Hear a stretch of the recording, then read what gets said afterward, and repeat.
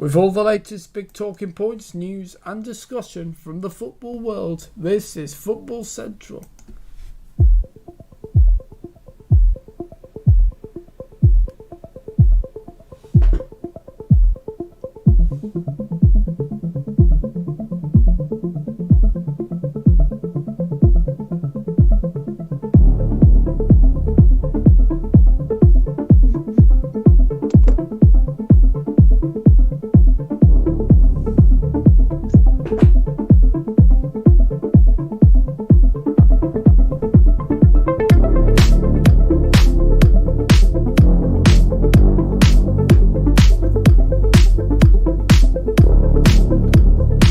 And go. Hello everybody and welcome to Football Central for your weekly roundup of all the Premier League matches, but with a bit of a difference. The difference being that this week so far there have been no Premier League matches as it's the international break, but as you may be aware, we missed last week's show, so we'll be rounding up all the games from last week in the Premier League. It's nice because normally we have to, like, if there's been recently with the pandemic and all games are squeezed, it's hard to fit a full round at the minute because there's been like 2 rounds every week, so it's nice that we can fit in a nice all round and relax. And I'm Sam Taylor, and yes, I hope you're okay this evening and keeping well and safe. I'm joined by the brilliant, quirky Mr. TubeMix. Thank you. Good evening, Sam. Yeah, I'll take that. Brilliant and quirky. But no, it's great to be back. And, absolutely. We have had a week off, but as it's the international break this weekend and this week gone, we have a bit of liberty to take our time for a change. If you're wondering where the worst Australian what was it called? Tribute act. The worst Australian tribute act has gone. Mr. Jeremiah Wheels. He is, well, I don't know where he is. But anyway, he's not important for this show. Not here. So yeah, you've stuck with us too, I'm afraid. Ben Carney is still having terrible trouble with his hamstrings. Get those hammies better soon, Ben. Yeah, and I don't know who's had more injuries, to be honest. Aiden Hazard at Real Madrid or Ben Carney of Northwich. So yeah, it's got to be a close one. Yeah. Maybe even Phil Jones has been injured the whole season. Sorry? Maybe even Phil Jones has been injured for the whole season. Yeah, I hope that treatment table's comfortable, Ben, because you've spent a long time on there. I'm sure he's making it really comfortable. Get some physio on it so you can be back before the end of the season. Yes, well, I'll give you a little hint as well, everybody. That Ben Carney will hopefully be back with us at least for the final episode, if not before, for the end of the season.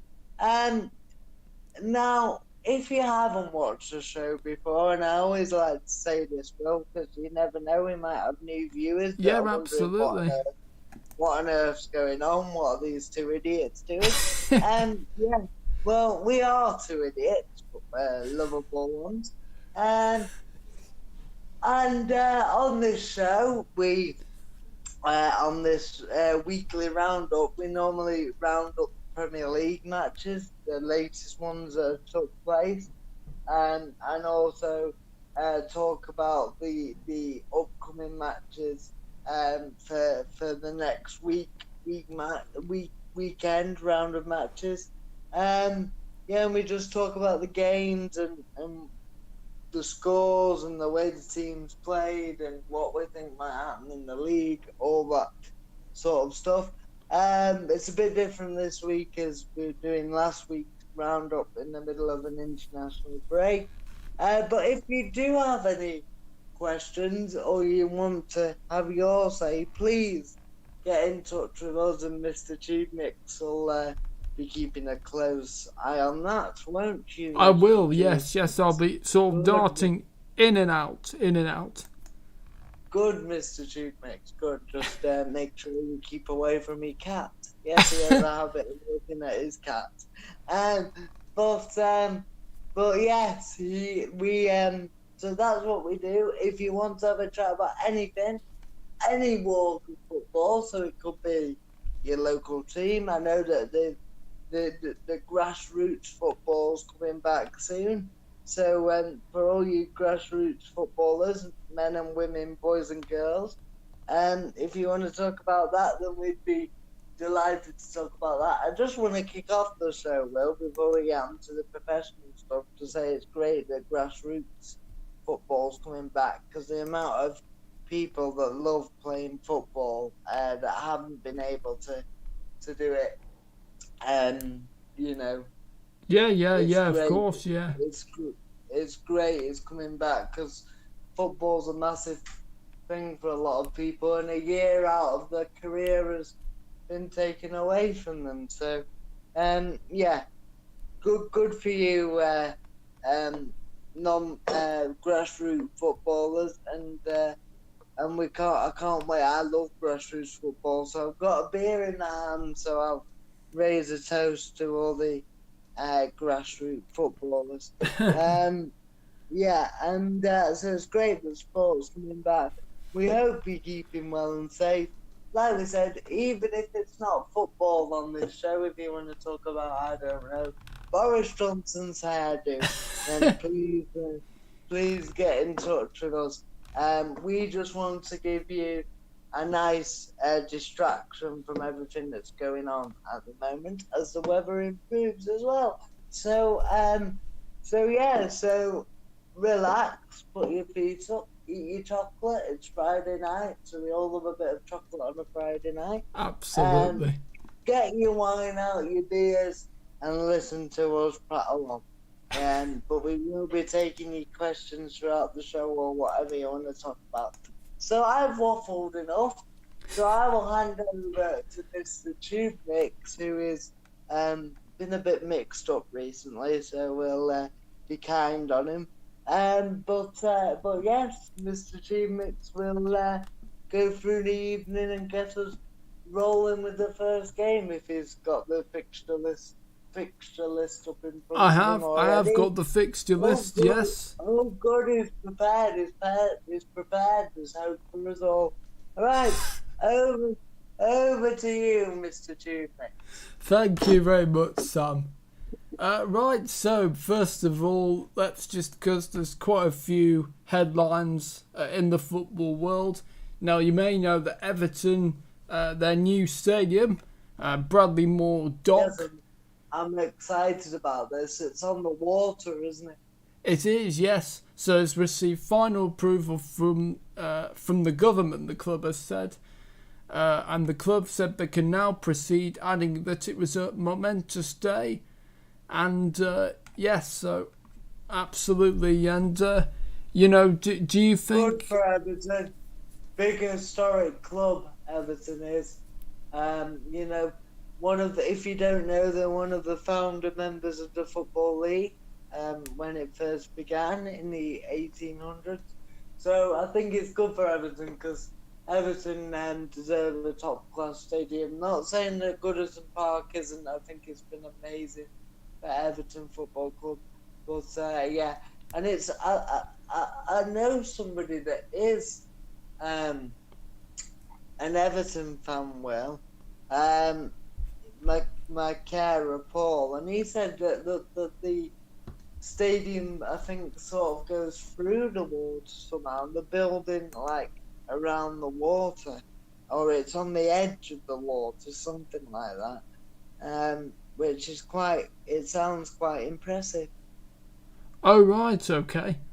So, I mean, obviously not in the water, but No, like of course not. they've carved around like the Mersey with the stadium, and it looks over the water, so the fans when they go outside the stadium to the car park will be able to get views of the water as well. So that's I think that's pretty impressive and quite unique as well. Oh, absolutely. And I've seen a virtual, like a virtual inside tour of what it'll look like. Yes, yeah. Roughly. Like they could do these initial plans and show them, and it looks a very impressive stadium. And I think, does it say on there how many it'll hold? Right. I'm just looking here. 52,000 seats. Yeah, that's good. That's good.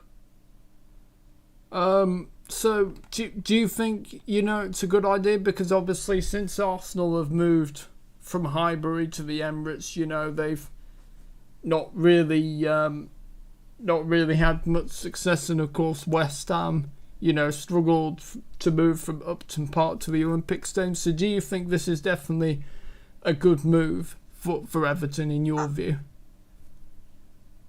I think when you think about it, I think that yes, they struggled initially, but it does take time when you're used to a certain home.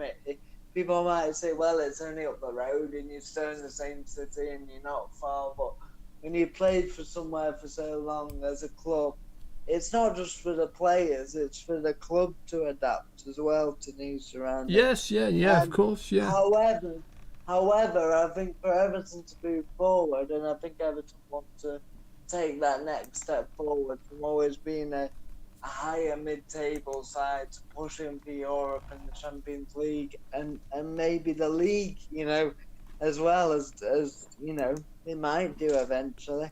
I think in order to move forward, then a new stadium for Everton where they can get more fans in, I think is a good move.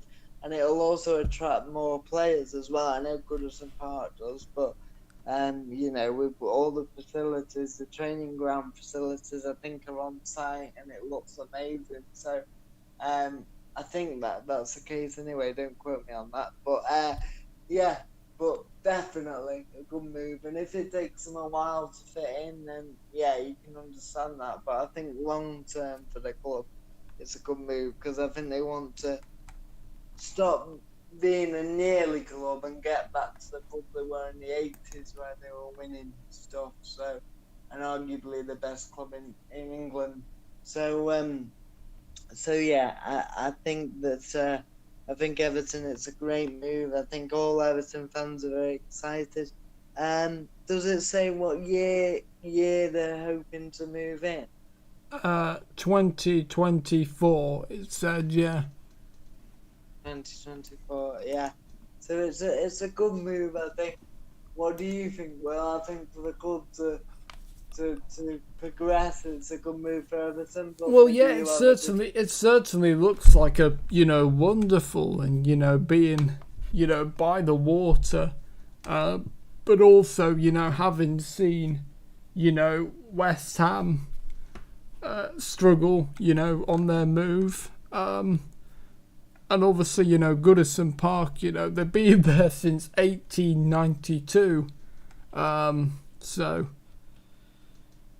yeah, it's gonna be sad in a way, probably for a lot of fans. But well, it says here though they've been looking for a new home for 25 years. So, wow. Which I'm surprised they've been. Yeah, but oh right, okay, but.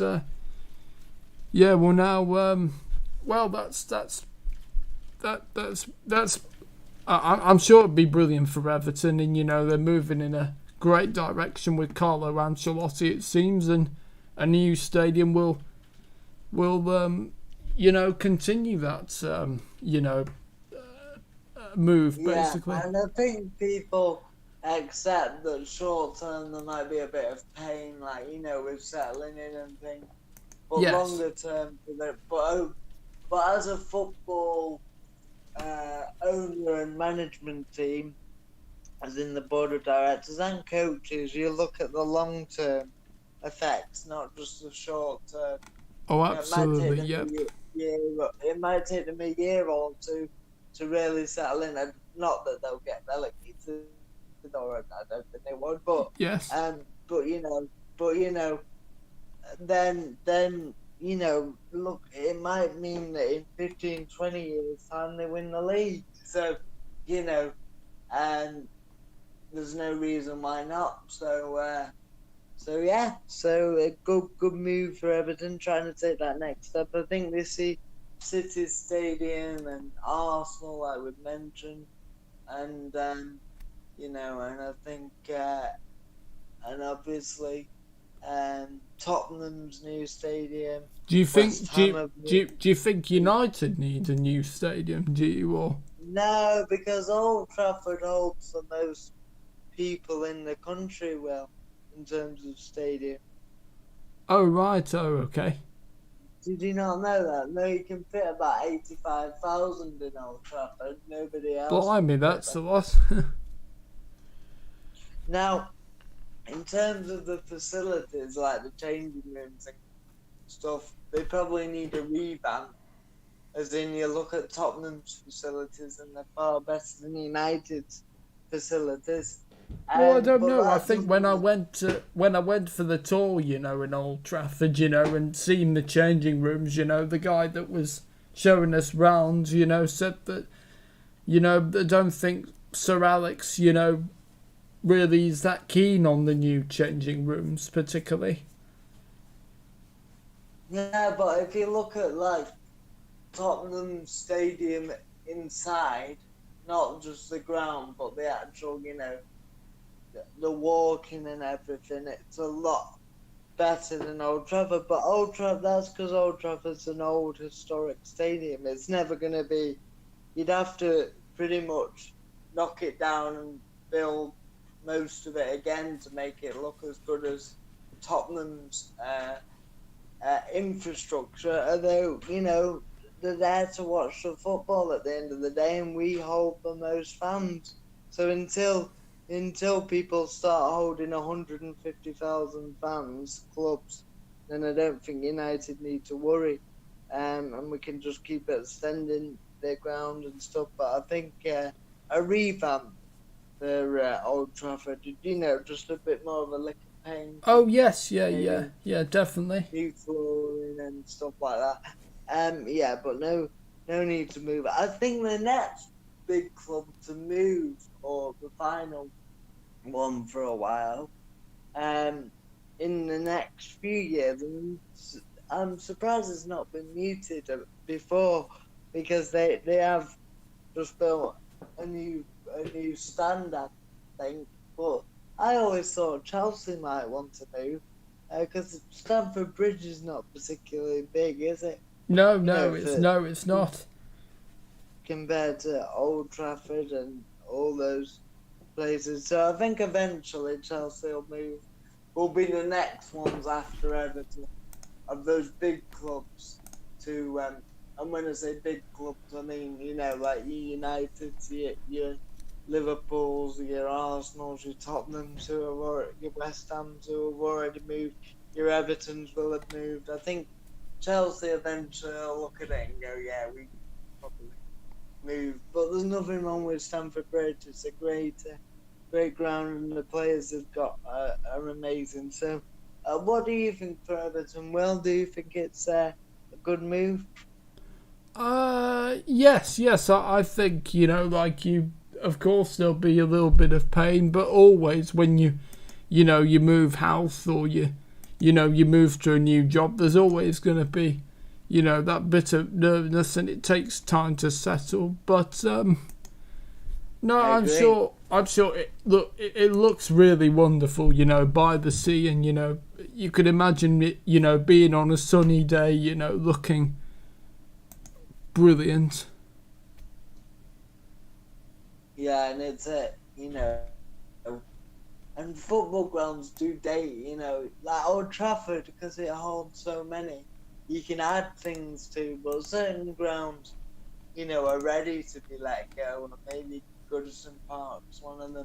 But do you know where Everton originally started playing the football well?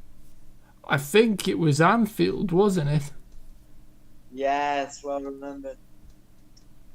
Yeah, so if you didn't know, everyone, I have brought this up lots of times on different shows. But Anfield was the home of Everton before Liverpool were formed. Yeah, and then Liverpool couldn't find a ground. They wanted a ground, and Everton said, "Well, look, we've got Goodison Park. We found this park, and it was just a park that they could lease. It didn't have any stands, obviously, and neither did Anfield. But you can have the Anfield field, and we'll have the Goodison field." And they were just literally fields with football goals at the end of them, and not even nets, because I don't think they had nets then. I think they were like wooden framework. But yeah, so amazing, and they shook hands on it. I think Everton received, I think I read somewhere 50p in today's money, which would have been a lot of money back then. But 50p for Liverpool paid Everton 50p to move into Anfield, which was like the equivalent of 200,000 now. 50p, you could buy a lot with 50p, which is quite amazing when you think how money's come forward. So 50p they paid well. Yes. So yeah, not the billions we see today. But No. yeah, good move for Everton. Yeah, and we'll see what happens. Shall we move on? Yes, absolutely, yes. Right. So, yes. Was there any other football news? Thierry Henry is coming off social media because of, well, racist and, bullying. So, that's a shame. Disgusting that people are doing that. Yes. Yeah, people need to hang their heads in shame. Terrible. Yes. Needs to stop. But come on, everyone. Absolutely, We're living in the 21st century. Come on. I mean, this is ridiculous. Yes. Everybody's equal, no matter what their culture, their background, yes, their race, their religion, their beliefs. You know, everyone is even. So we need to start treating people equally. So that's sad. Anything else? Oh, and I'm just looking in. This is interesting. So, Premier League survey aims to improve the VAR technology. Wow, good. We need VAR improving, not VAR-D, because VAR-D is brilliant. VAR could do with improving. So, before our friend Jamie, who I'm sure is our biggest fan on this show, we are on about VAR. And how do they propose to improve it? Well, it doesn't really say here. They said clubs discussed potential changes to VAR at Thursday's shareholders meeting. There's an acceptance that the use of VAR could be improved after several controversial incidents. I mean, I think, I've heard this talked about a lot. If we could hear what, they're saying when they're doing the discussions, VAR, do you think that'd be good? Between the referee and the Stotley Park. Yeah, exactly. When you have, I don't know if you've ever watched rugby but when they have rugby union, but when they have the internationals, and I think at club level, when they have the VAR, that you can hear the conversation between the VAR and the referee. It's mic'd up, so yeah, I think football needs to move forward in that way. I think that would help. Yeah, I and think that would tennis also. does I tennis think do the same thing as well? well, tennis is slightly different. Tennis is Hawkeye, doesn't it? Where a player can challenge a decision. So say the linesman says the ball was out.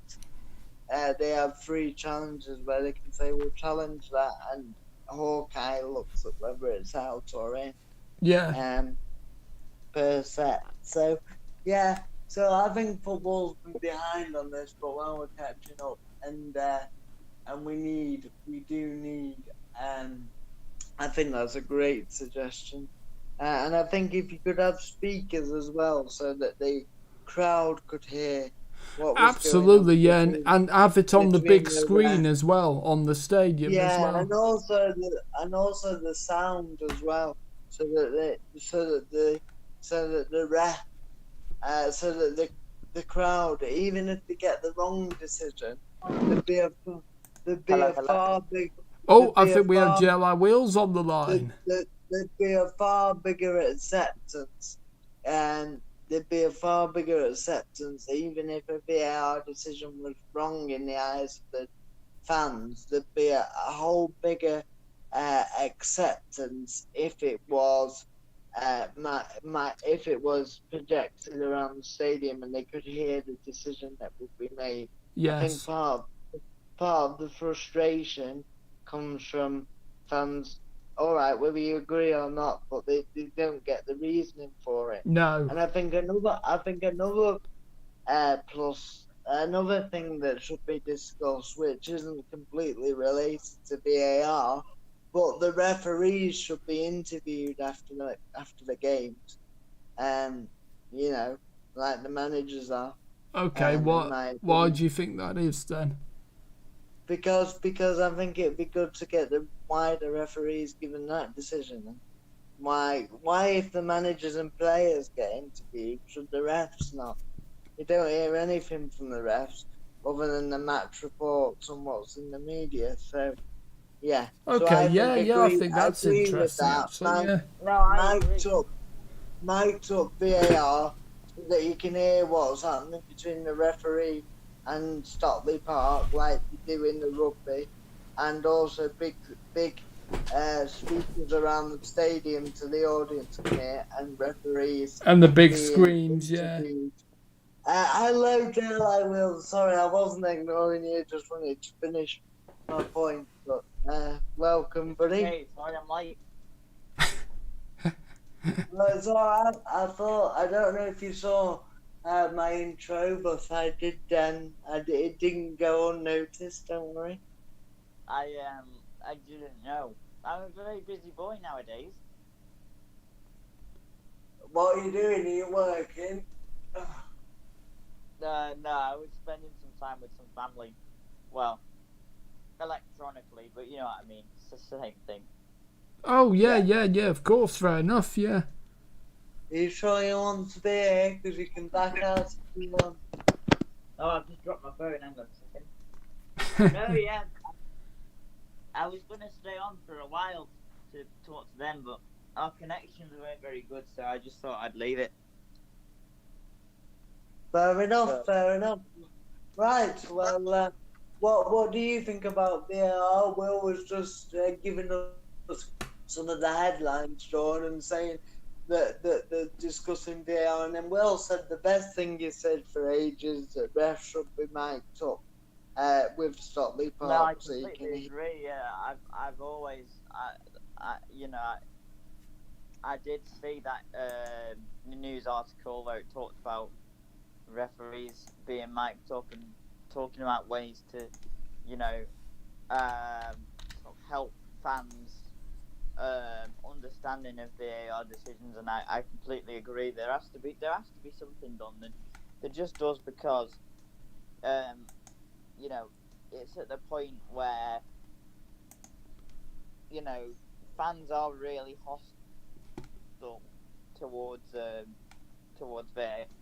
Yes. I agree. Well, no. Let's rephrase that. It's not that they shouldn't be. It's not that they shouldn't be, because I completely understand. You know, I think even if VAR was perfect, you're always gonna get that kind of over-passionate fan that questions it. So I think there, in a way, there is no escaping it, really. No, but it can be minimised. It can be minimised. Yeah. You know, it's a better pill to swallow if you understand why they did it.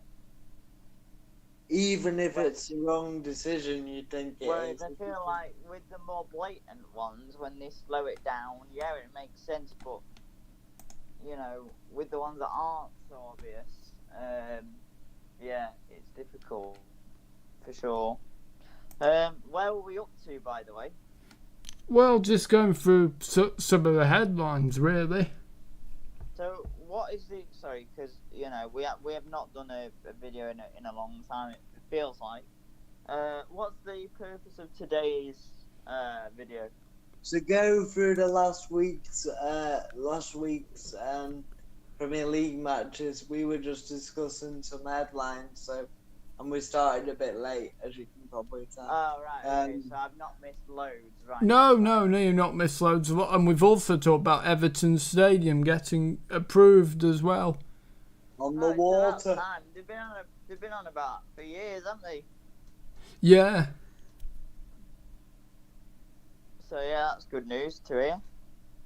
It really looks wonderful, you know, by the water and, you know, on a sunny day. You know, it's got a good image, I think. Yep, right. Right. Okay, so good to have you here, JLI Wheels, and yep, so Surprise guest appearance, eh? absolutely. Right. So I've got the fixtures for the Premier League, and of course there's also some League One games as well, so we might talk a bit about that as well. So we start with do we think we start with the Friday the 12th of March then, lads?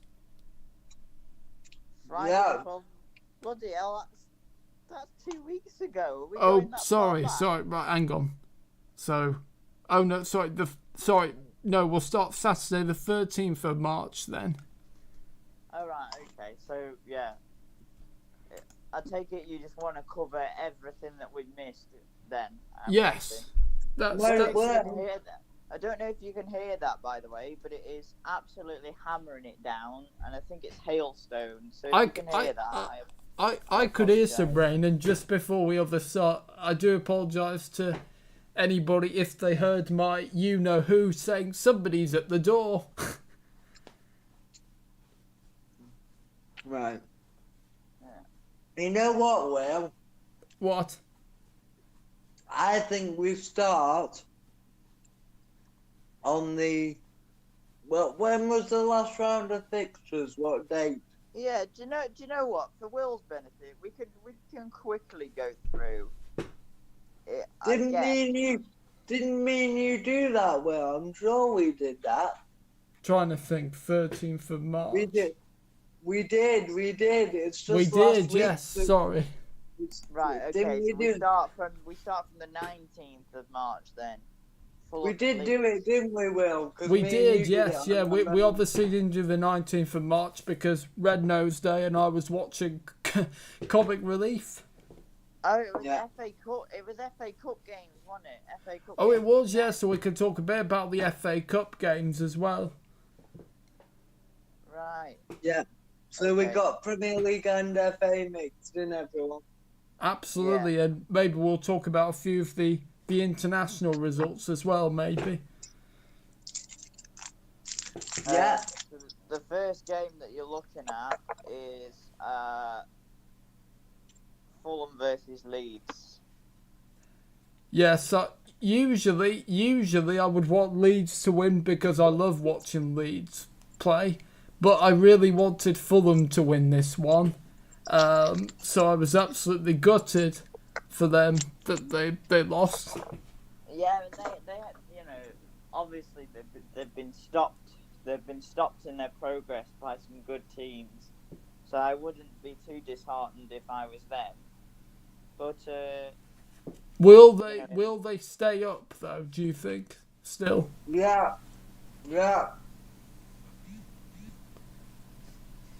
Okay.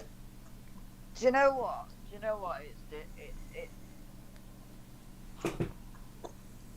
I think that They're playing Newcastle on the last day of the season.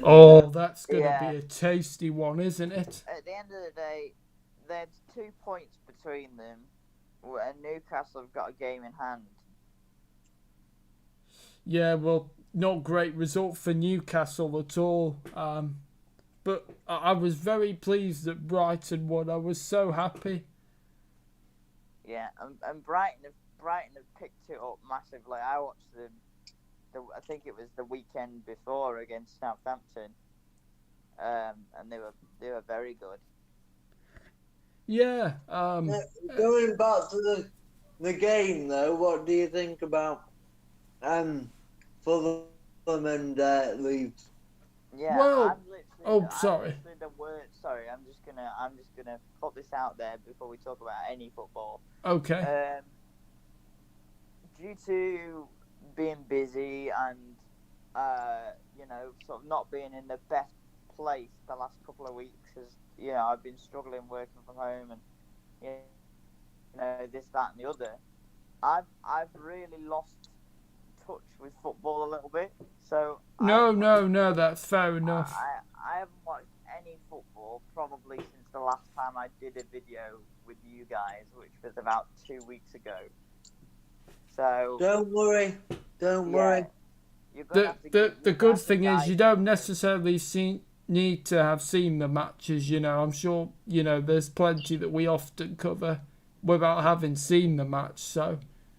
Well, I watched Fulham and Leeds. I saw it on Match of the Day. I did so.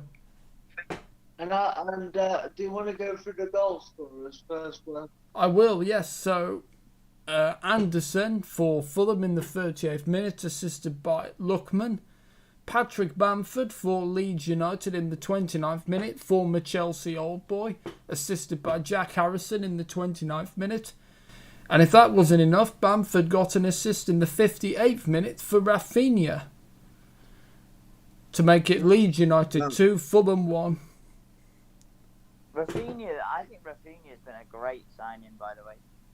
Do you think some bigger clubs will look at him? Well, he has been linked, hasn't he, with a lot of big clubs, hasn't he? No disrespect, obviously, to Leeds, but yeah, and who knows? Yeah, but I did watch it. I don't think he's been there long enough. You don't? No. Couldn't you have said that about N'Golo Kante though when he was at Leicester? Yeah, well, you could, but I think the Kante numbers were that you couldn't ignore the Kante numbers. No. I think that's the hailstones hit here. I can hear it. It's calmed down here now. Yeah, I could hear it. I thought I could hear it really pouring it down, but it's calmed down now from my end. Yeah, the thing is, like, at the start of the season when, I was trying to watch every league and do this, that, and the other, I saw a bit of Rafinha before he went to Leeds, and I thought that he did have that kind of quality that you do very rarely see in the French league. So that's when you know when a player's a good player. But I don't know. I do think it's too soon. I think he's very good, but we'll see. We'll see. I guess we'll see And he's where he. playing in a very he's playing in a very exciting lead side as well. As we said, Yeah. he might go and play for a higher side and not enjoy his football as much. It's very enjoyable, especially for the Not even attacking that, but players. you've got a question. If he goes to a team higher up than Leeds, you're talking. You're starting to talk about the sort of the European teams, and in which case, then, like, is he gonna play? But he'd play in Everton's team, probably. Yeah, To step up, I isn't think it? like an Everton, definitely. An West Everton, Ham? maybe a Leicester if you're really stretching. Yeah, a West I'm Ham, not I sure. could see him going to I don't Leicester think- actually. I don't think. I don't I don't think he'd think get. you can I sort don't of think he'd ignore, get in at you know, Leicester. with I don't think he'd get in at Leicester. I really don't I don't see know where that. he'd be. Who would I he? also when you Who look would he at take the place of? when He you wouldn't take. I'm sorry. when you look at West Ham are now, I wouldn't really, I wouldn't, take anybody out of that West Ham team for Rapina.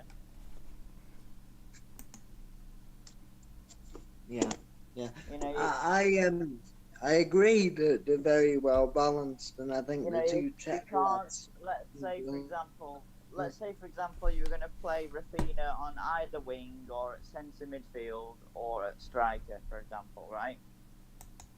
But Yeah. I wouldn't take any of those out. I wouldn't take out Bowen. I wouldn't take out Lingard. I wouldn't take out Ben Rama. I wouldn't take out Antonio. Wouldn't take out Suchek, who's like you're sort of attacking midfielder kind of. So Yeah. for me, he doesn't even get in there. And then you're starting to go lower down the table. Maybe like a Wolves, you'd probably fit in there. But would he really leave Wolves? No disrespect, but would he leave Leeds to go to Wolves? Probably not. I don't know.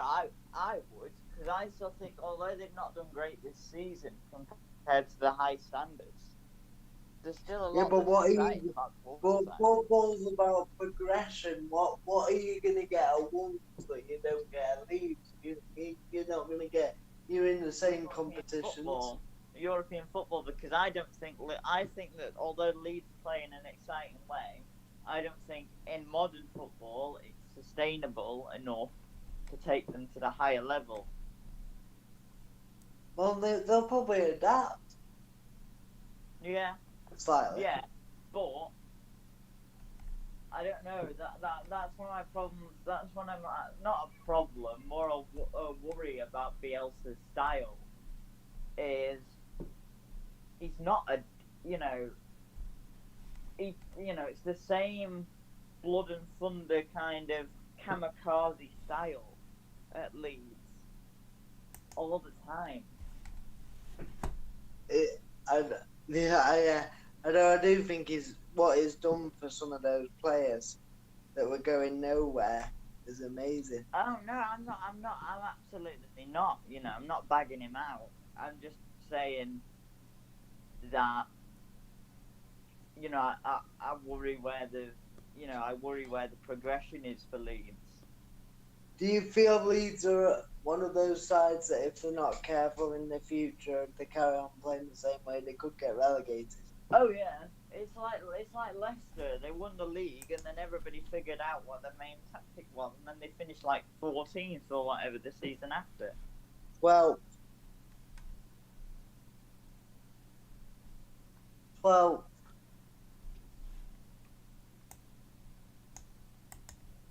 George? I'm here. 12. No, was it 12? I thought you were saying well. Oh, well, even then, from 1st to 12th is no good. Look at Chelsea, 1st to 10th. Exactly. It happens. It happens, and it. You know, and it can happen to a squad with World Cup winners in it, like a Chelsea. So, you know, Going, sorry, carry it on. could definitely happen to Leeds. But you know, that being said, I don't want Leeds to go that way because I'm a big fan of Bielsa and his style. I'm a big fan of the players that they've got. You know, and I think that's one of the things that has I made. do think they need to. I do think they need to progress though. They need to bring in some more quality players. Yeah, but I don't see where the progression comes from. I get that. I can see why, but we'll have to wait and see. What else were you gonna say? Sorry. I was gonna say, like, you know, for me, the saving grace of Leeds is that they have got some quality players. You know, you think about um, the goalkeeper Meslier and Jack Bamford. Harrison. Harrison is He fantastic. should stay. He should stay at Leeds. If I was Man City and I was looking at Harrison playing on loan at Leeds, I'd be thinking, okay, maybe he'd be a good bench option. Yeah, but for Harrison, I'd stay because he's guaranteed to get in. Yeah, no, he is guaranteed to get in, but does he? Part of me thinks that a player like that should go higher up. Yeah, but he's not gonna get in City's team, is he? Oh no, but he could get. I think he could get into a team slightly more reputable than Leeds. I think he's played some great football there, though. I'd stay. If he's happy there, stay. You're playing top class football under a great manager. You know. Absolutely, it's worth doing. But I have to say as well that Leeds, that I did watch the game and Fulham were quite disappointing. Really, they huffed and puffed um, without really. Um, they had a few chances, obviously, and got the equaliser, but Leeds were the better side. They had too much power for Fulham. I don't know if you know what I mean, but the power of the running, and I'm not saying Fulham aren't fit or they didn't work hard. They did and they tried to match it, but Fulham are more about guile and possession, where I feel that Leeds is Maverick style unsettled Fulham as it has done a lot of teams Yeah, this season. and again, you know, it's not a bad thing in terms of the way that Fulham play, but you know, the lead style, you can either find it easy to defend against and win quite comfortably, or they can sweep you aside fairly easily. There's goals involved where Leeds are concerned, that's for sure. It certainly is for sure, and you know, I'm not gonna deny that. You know, Patrick Bamford, obviously somebody that I just want to touch on, somebody I like a lot as a Chelsea fan. I'm glad they went with Ollie Watkins though for England. He's a better player, Me too. in my opinion. And obviously, you know, I'm glad that he got his goal as well. So Patrick Bamford, what are you thinking? Is he has done well this season in the Prem after struggling and missing a lot of chances in the Championship, and then he scored a lot last year. He's really not good enough. Not good enough for England. He's improved though, hasn't he? For sure, yeah. But you know, as I told you before, there's the Amazon Prime original, which I'd recommend for anybody, and it's basically like the All or Nothing, but it's Leeds, and they're talking about when Bielsa came in, first person he wanted was Bamford. Where was Bamford? Middlesbrough. Yeah, which is huge. You know, he was banging 20 goals a season in for Middlesbrough, and then he was looking at the players that fans weren't keen on, like Calvin Phillips, like, is it Jake or Liam Cooper? I think it's Liam Cooper, isn't it? Liam. Jake's the one at Rangers. Yeah, like Calvin Phillips and like Liam Cooper, and saying, right, you're the ones that I'm going to put the time in with. You know, we're going to prove the fans wrong. We're going to do this. We're going to do that, and then they've become key parts of the team. That must be great to hear, though. Yeah, For a player. I always really enjoy those kinds of documentary situations, because you don't, you know, you hear a lot about the genius of managers and the work that gets put in to build these top tier teams.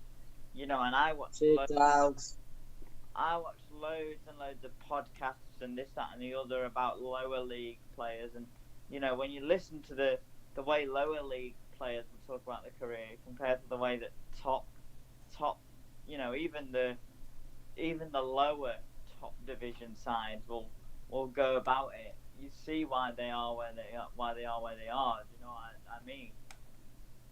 And just to clarify, the reason I said shithouse was because that's what Brian Clough used to say when he was a manager. So I wasn't just having a burst out. As a Brian You've got to say it when it needs saying. She hasn't started doing them yet, but she said they've got the caramel sauce in. Oh, thank you. So she said just put some caramel sauce in my drink. Oh, nice one. Okay, thank you.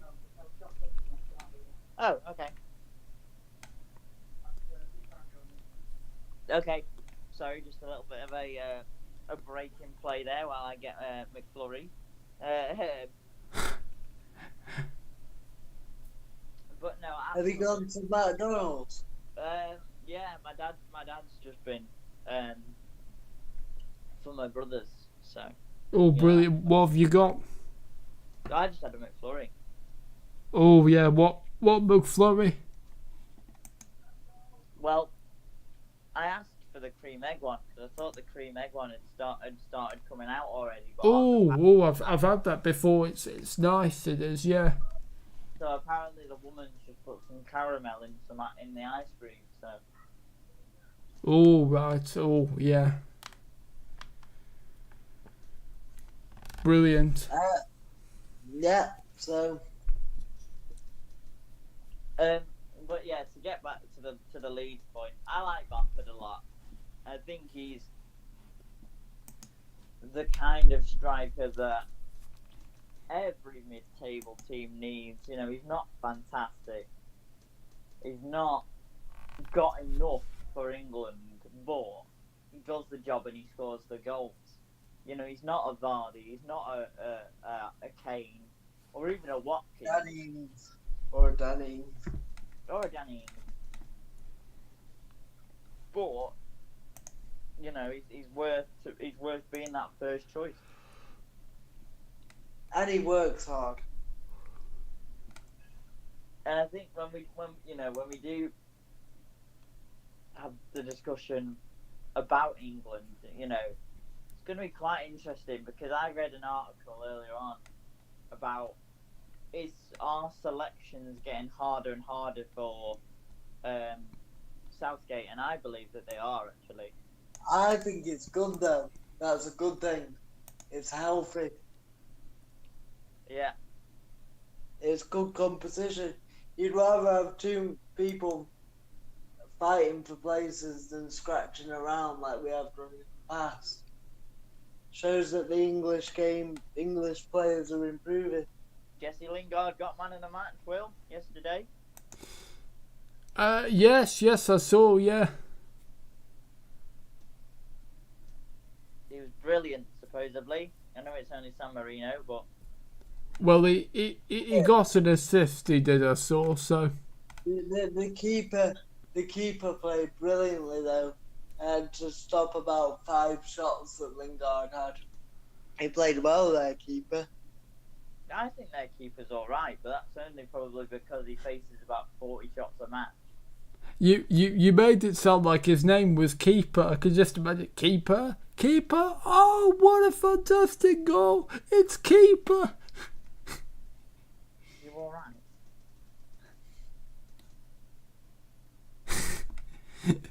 Moving on. Sorry. Now, obviously, the next game was, I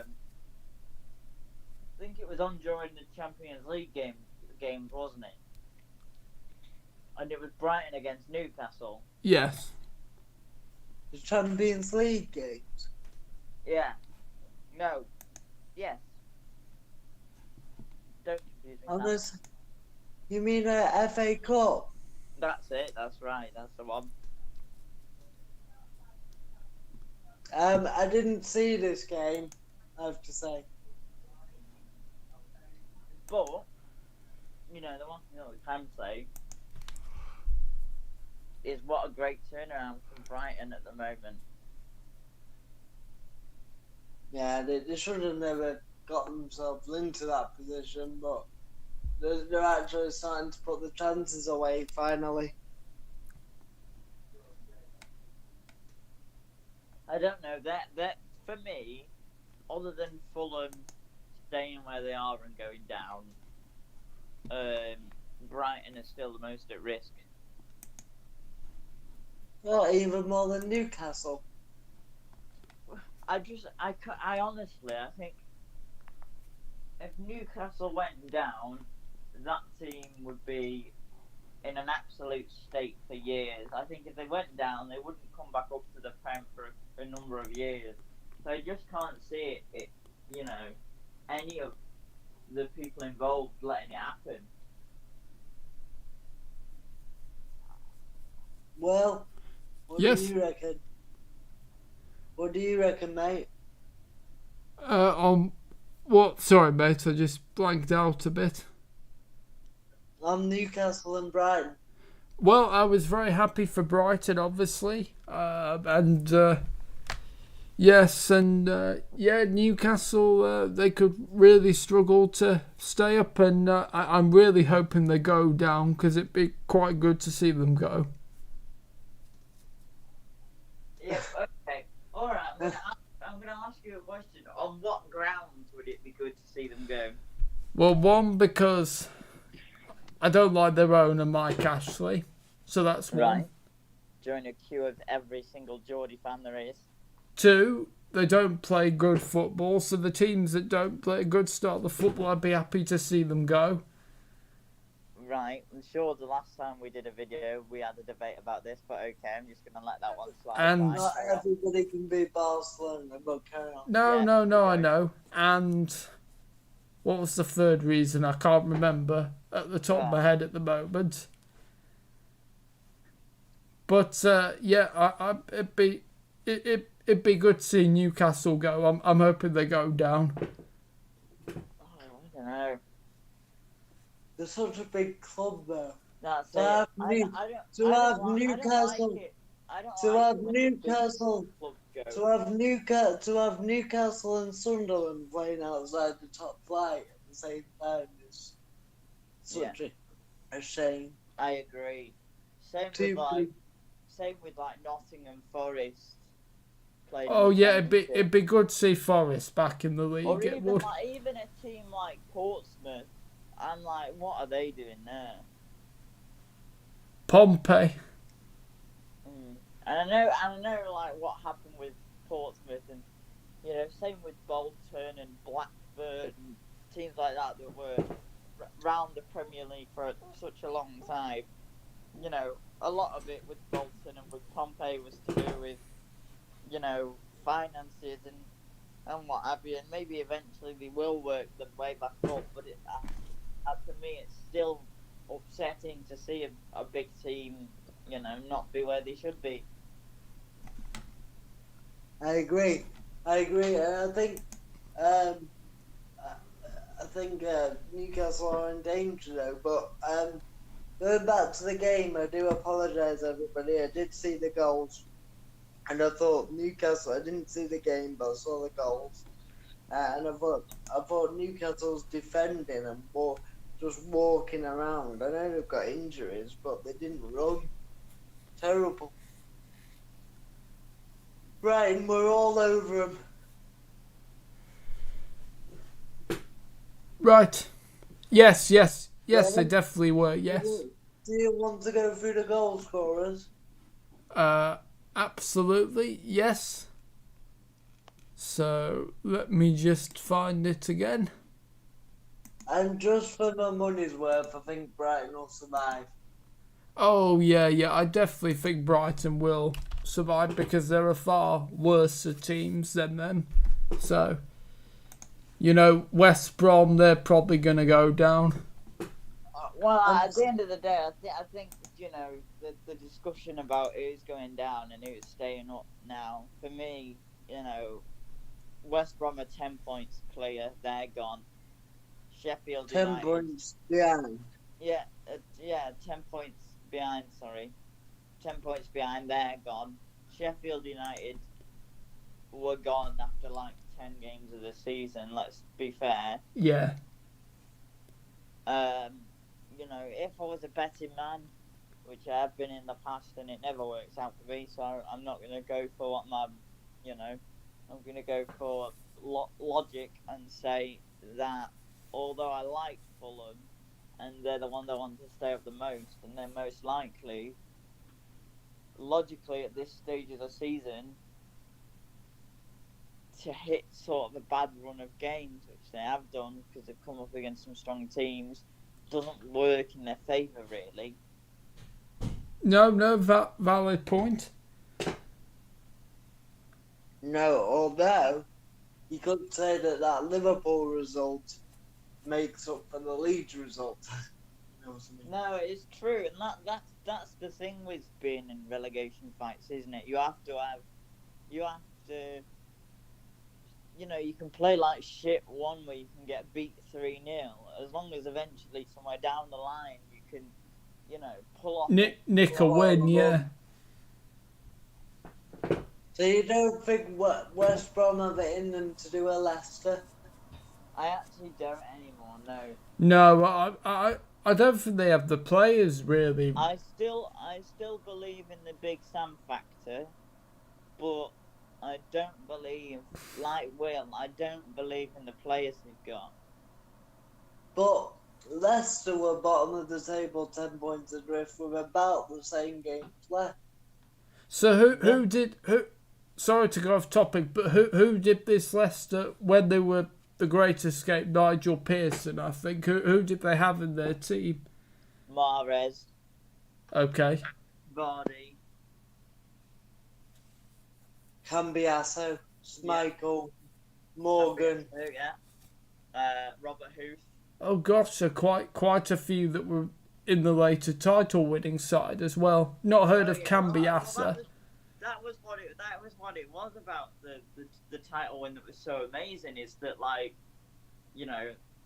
Leicester surviving when they did is one of the best survival stories that have ever been in the Premier League. That's amazing. They were struggling to stay up, and then they won the title the next season.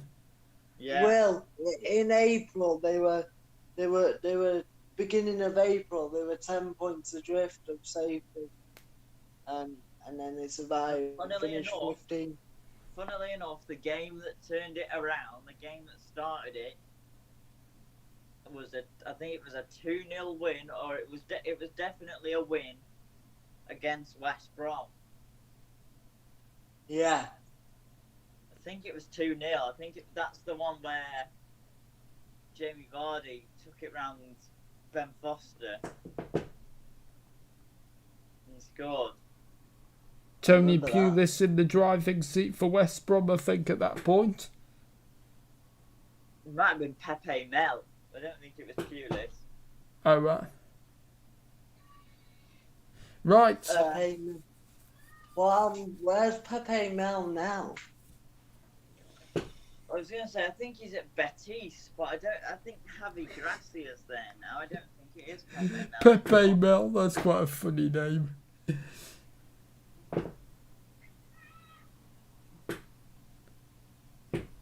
He didn't last very long. Right, so the goal scorers, Trossard in the in the 3rd minute, added on to the 45, assisted He's by... really improved, hasn't he, Trossard? He has, yeah, assisted by Veltman. And if that wasn't enough, Trossard scored in the Trossard assisted in the 51st minute to Danny Welbeck, and then Neil Maupay in the 68th minute, assisted by Pascal Gross to make it Brighton and Hove Albion 3, Newcastle United 0. Can I just say, I know when we've talked about Welbeck in the past, Will, because I remember when we talked about Brighton signing Welbeck. Oh, yes. And you weren't very impressed, but me and Sam were. Well, even for the majority of games when he has been playing for Brighton, he hasn't really impressed, but obviously he did score in this game, so... It's not always about performance as well. Like, Danny Welbeck's won Premier League titles and, played at the highest level. He got something like 41 caps for England or something like that. So, yeah, I just never really rated him as a player particularly. A massive boost. Same as Lallana. Oh, the Lallana I thought was a fantastic player. Used to like him for Liverpool and England, and yeah. But that was I don't think that was when he played his best for Liverpool. He played his best at Southampton.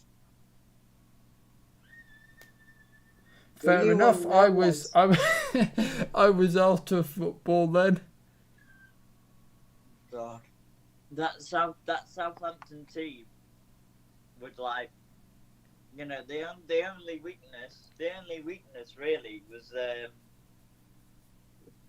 Boric in goal. Lovren, did you say?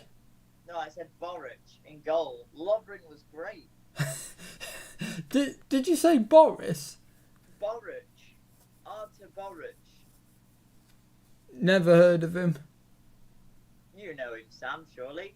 Played for Southampton and played for Bournemouth as well. Yeah. Oh, Boric. Oh, yeah. It's not Boric. His name's not Boric. Well, are you on about the guy who was... Oh, no, hang on. Who am I thinking of? I'm trying to think. Bournemouth, there was Begovic and there was... No, the the other guy the guy that was in Southampton's goal when Begovic scored his goal, yeah. For Stoke. Oh, right. Wait, but I thought Begovic was a goalkeeper.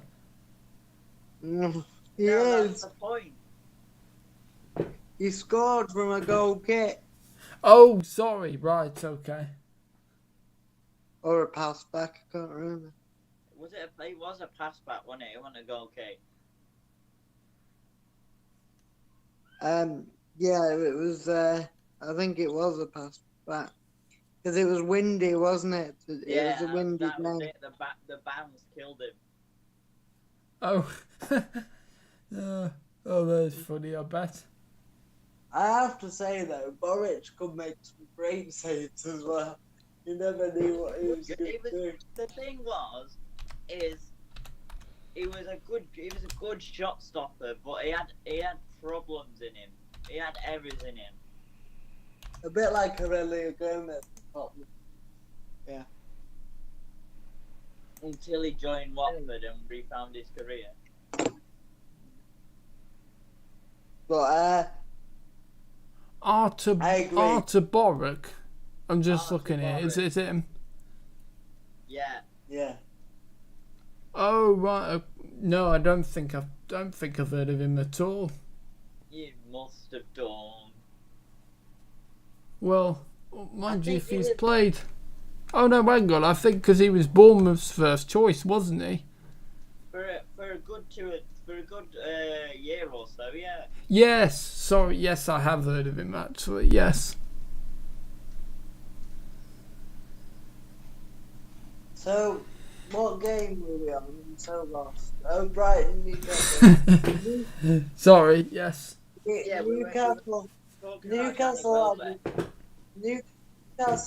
have a look of a side that look like not beaten, but they're not fighting for their lives. I wonder if they've lost I know they've lost a few players, but I do wonder if they've lost faith in Steve Bruce. It looked Well, like that kind to of be honest, I was actually thinking, because they said they recalled on Match of the Day, when Steve Bruce said the gloves are off, we're going to do things my way. I don't think I think saying something like that could actually further, make things worse, I think. Thing is, as well, it's a good Newcastle side. Well, it's not because they're in a terrible position. No, but what I'm saying is, right. What I mean is, if there was a manager or the players were into it or they were playing a tactical style that suited them or whatever, man for man, that is a team that should be comfortable in the Premier League. I agree. It should be in the top 10. So then you look at it and you go, right, so what's the problem? The teams who are playing as a team. If you look at certain teams, the parts can be bigger than the individuals. Look at Greece in the Euros. Didn't have great names, but had a spirit and a collective. Was Karajunis their captain? Yes. Yeah. Then when he played for Fulham? Yeah. But they didn't have household names, but because they were, Oh my God! They had that bloke with one of the worst records internationally. Oh God, was it Geka? His name was Geka. Oh, he couldn't hit a barn door. It's a bit like the Greek version of Brazil's Fred.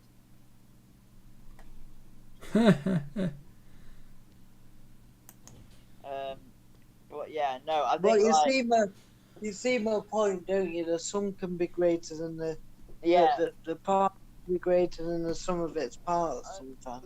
And earlier on in the season, we had lots of discussions about Steve Bruce, and I was always on about keep him. And I do like him. Yeah, and I completely agree, but I think enough is enough if they want to stay up. He's either got to give it, let's say the next 1 or 2 matches, try and stick a rocket up their arse, and if that doesn't work, then he's got to go or they'll go down. Yeah, but you could argue now it's too late to change. Change might be even worse. I don't know though. I think history in football. I mean, who's on the market? Who's gonna want to come to Newcastle at this stage of the season with the position?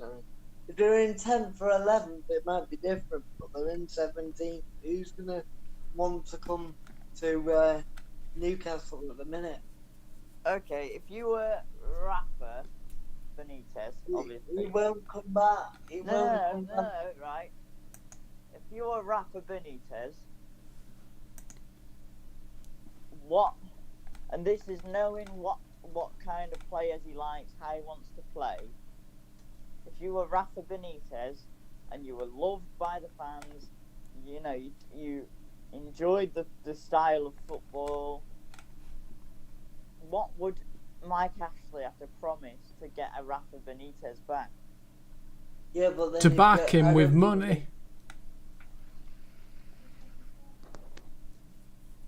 I don't think he would go back, because I think he would into the club, but I don't think he'd work under Mike Ashley. Oh, I think I'll have to hand over to you boys actually now. Okay. So, Why? well, because it's getting quite late now, so I'm going to have to speak like this. Right, well, we can still speak, though, just speak a bit quiet. Okay. Speak Right. softly. Softly. Okay. How do I speak softly? Not whispering like that. Like this. It's not. Like this. It's not whispering though. Whispering. It's like this. No, like this, Will, right? So, in today's match, we did this, and we went like this. We went forward like this. So you can still hear my voice, but it's See, like whispering, you can't hear any That's sound. Right, that's That's fine. it. That's soft enough. That's it. Oh right, Be okay. like that. Right. So, That's fine. and Newcastle's next game actually is a tough one because they've got Tottenham Hotspur. Yeah, Another At home. wounded animal. difficult. I fancy Newcastle. No, I think Tottenham, after getting that result, and do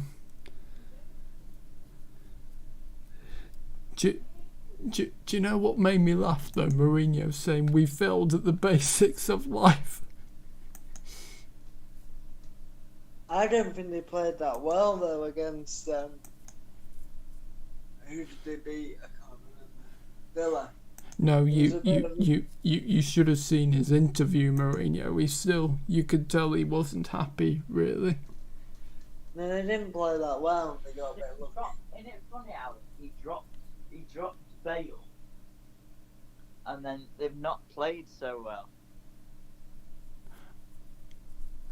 Yeah, but then Bale didn't come off the bench on that two, game. The last two squads, Bale's been benched. Well, because obviously he hasn't deserved it. And what did I tell you, lads? You were saying, "Oh, Bale's back." You were raving. But I don't agree. You know, from what we're I seeing. don't agree. It's not No, like he's fallen dick. Yeah. Did it? I don't understand. I don't understand why he's not playing Bale. Well, Carlos Vinicius though seems to be doing quite well now. Yeah, but it's no Bale, is it? I mean, come on. Yeah, I mean, for God's sake, Will, scoring and tapping, you know, against Aston Villa doesn't mean you're doing Without that. like the No, but apparently he scored in like 9 matches, I think. Oh, he scored a lot in the Europa League and what have you, but the Europa League is the bloody Europa League, isn't it? It's full of like part-timers from Bulgaria. You know, no disrespect. I know I like him. I like his story. I like the way he's come through. I think he's been excellent for Spurs. I think he's a really good understudy. But to play him ahead of somebody like Gareth Bale, and I'm not on about name, I'm on about what Bale can do when the team's struggling at the minute. It's absolutely ludicrous. Yeah, I agree. Well, you'd play at the minute Vinicius over Bale. Well, I haven't seen too much from Bale, really. No, I'm asking you a question. Would you? No, it's not said yet. Would you play Vinicius at the minute or Bale? Be honest. Vinicius. Oh fuck, Rich. You're fucking joking. Yes, because I would trust him more than Bale.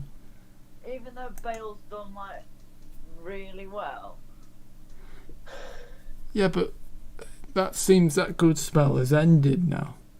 Because it's not being played. Because he's not deserved. Because he's. You might not play Harry Kane, and you because it's not playing. Oh, Harry Kane's not playing. Well, yeah, bro, Harry Kane's not playing, is he? So there you go. No. You wouldn't take Harry Kane. You would not play Harry Kane though. Form though, you wouldn't drop Bale. But Mourinho obviously doesn't think that, you know, Bale was a number of players that was dropped because he didn't think their attitude was right. I don't care. It doesn't matter about his attitude. If he's banging the goals in and banging the assists, Will, I'd play bloody anybody. I mean, let's face it, probably Bale probably thinks about the golf course more than football, probably, unless he's playing for Wales. Okay, I've got enough of this. sorry, everyone. Like, oh, right, I'm not going to go any more into it. Let's move on. Yeah. Yes, let's move on. Best left there, I think. Yes.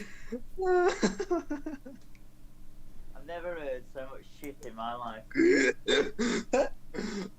Well, at least you're honest. Yeah, but if you're going to have Carlos Vinicius over Gareth Bale.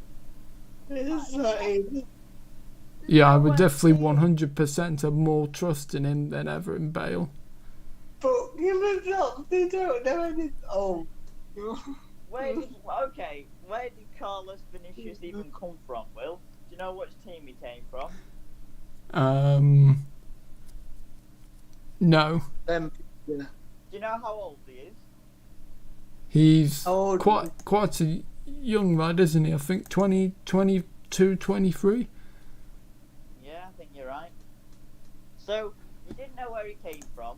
You guessed how old he is. You don't know what his goal scoring record elsewhere is like. So, What is his goal? What is his goal score? I think he scored something like 20, somewhere between 20 and 25 goals for Benfica last season. That's it. Benfica's quite a big club, though, actually. Yeah. Isn't he there on loan? Yeah. Yes, he is. Right, let's see. Okay, so Oh, hang on. Right, so for Caldensi, oh god. I don't know. Sounds Italian, maybe. I don't know. I've never heard of them. 1 match, no goals, no assists, 1 yellow card. Okay. Real. I don't know whether this is Real Madrid. It just says Real here. 30. What are you on about? His stats. I'm looking here, so it says Real. Doesn't say if it's Madrid or. Let's see. Could be Real Betacana or whatever they go. Who knows? So. Real Zaragoza. Liga Pro, it says here, 2017 to 18, 37 matches, 19 goals, 6 yellow cards. 19 goals is not too bad, actually. Okay, what about last season? Taca de Liga, 2017 to 18, 1 match, 1 goal, 1 yellow card. Okay, so not so But bad. he only played 1 match for a cup. Well, I don't know what Taca de Liga is. Oh, it's the Portuguese League Cup. Oh, right, okay. Right, so. Got to say the Portuguese league is the Liga NOS. Oh, right, so hang on. The Real team, they must be a Portuguese team, maybe. Oh, Jesus. Perhaps. I don't know. Well, the TubeMix channel where you get fantastic content like this. Okay, Rio Avenue, I guess. Oh, Rio Ave. Oh, right, okay. 2018 to 2019, something league, 14 matches, 8 goals. Okay, not so great. How did he do last season? Well, Oh my Christ. Okay, right. Benfica or Tottenham, you want to know? Benfica. Right. Benfica, So, obviously. 18 goals. Okay, that's not bad. Oh, we'll sign him up. He's better than Gareth Bale. 18 goals. And then the Champions League, 1 goal. Europa League. Bale, get on the flight back to Spain, mate. You're done. Get on the plane to China or the States. You're not very good to one of our British icons. Yeah. He's one of the best sportsmen. He's one of the best. He's one of the best sportsmen we've produced. Carlos Vinicius is 26. 26, oh right. Okay. Right? So, Yes. Yeah, okay, fair enough. Right? Let's have a look at his Tottenham stats. 21 games and 10 goals, but that's 8 Premier League appearances and 1 goal. 3 in 3 in one cup, 6 in 9 in Europe. Not too bad then. But no, you're so off. Could be better though. You're so missing the point. Well, he's not Gareth Bale, is he?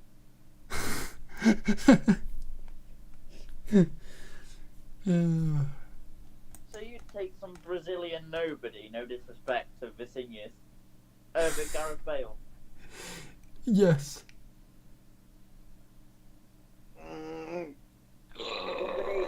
I'm sorry, lads, but I've never rated Bale at all. Gareth Bale, who's scored goals in Champions League finals, Gareth Bale. But that's history. So are you going to be in a minute? Gareth Bale that put Mike on his backside, one of the best defenders around.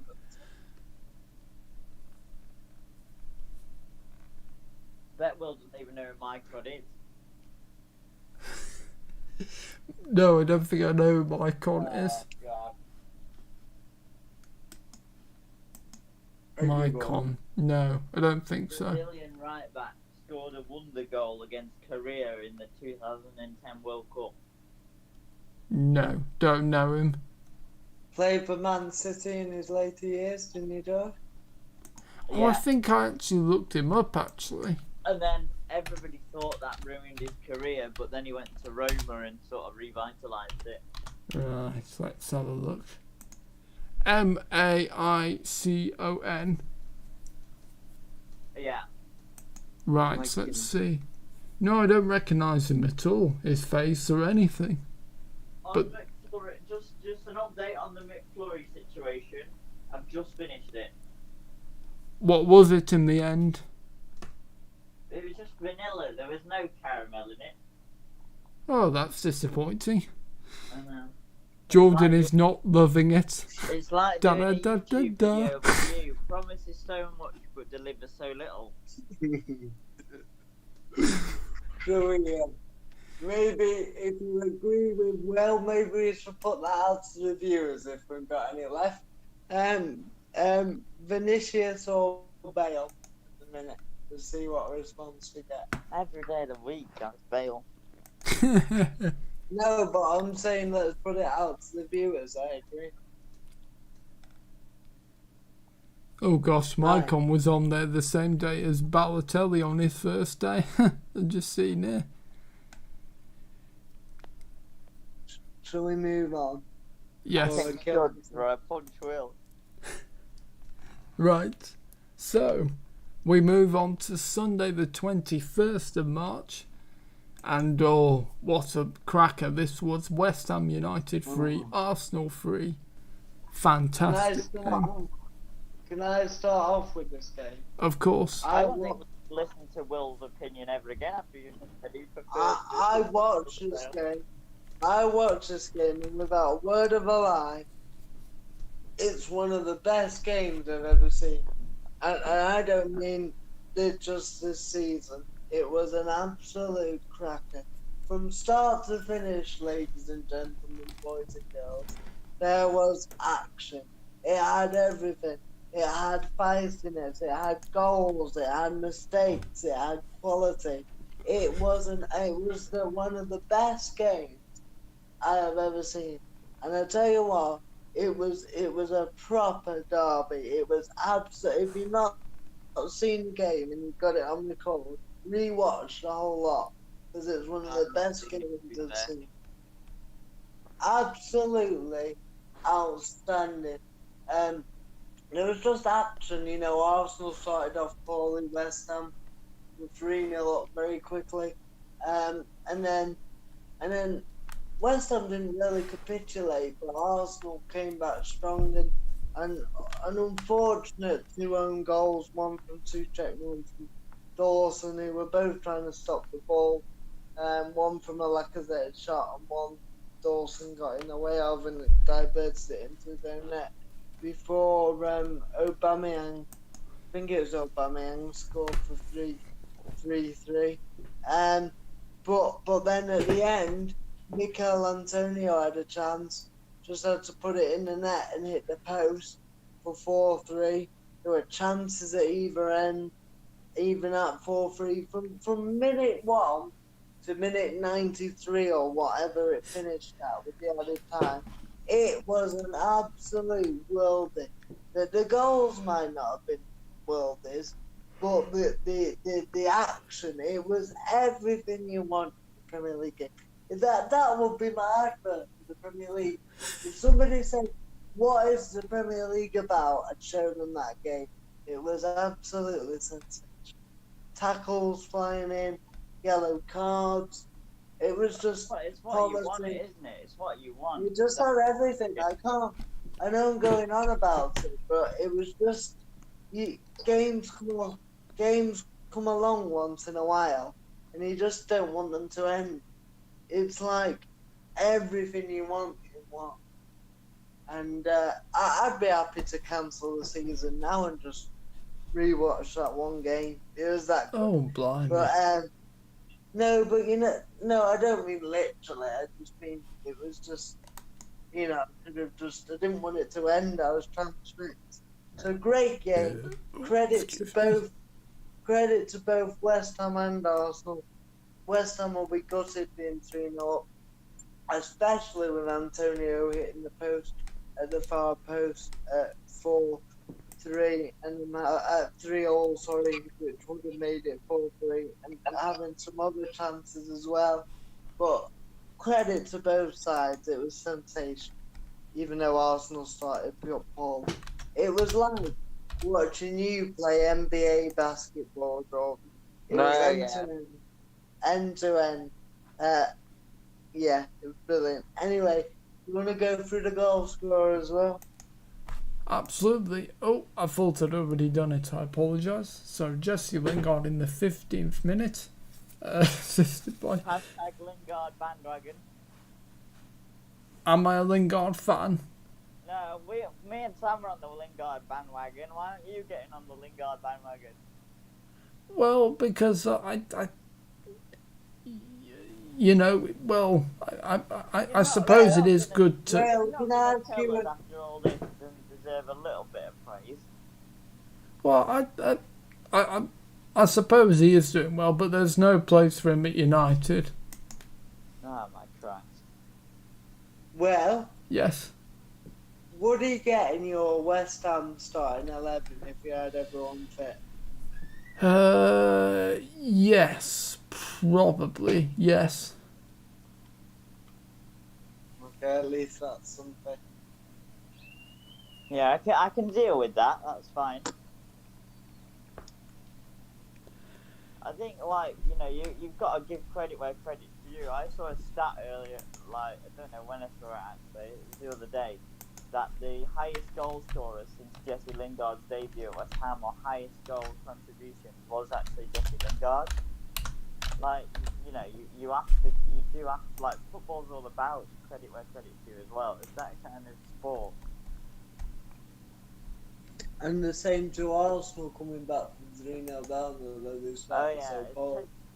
We say a lot about character in football. Football is one of those where people are always throwing the word character about, but it does take a lot of character to come back from what they did. Massive props to Arsenal. And West Ham for playing such an attacking game and taking it to Arsenal in the first place. So yeah.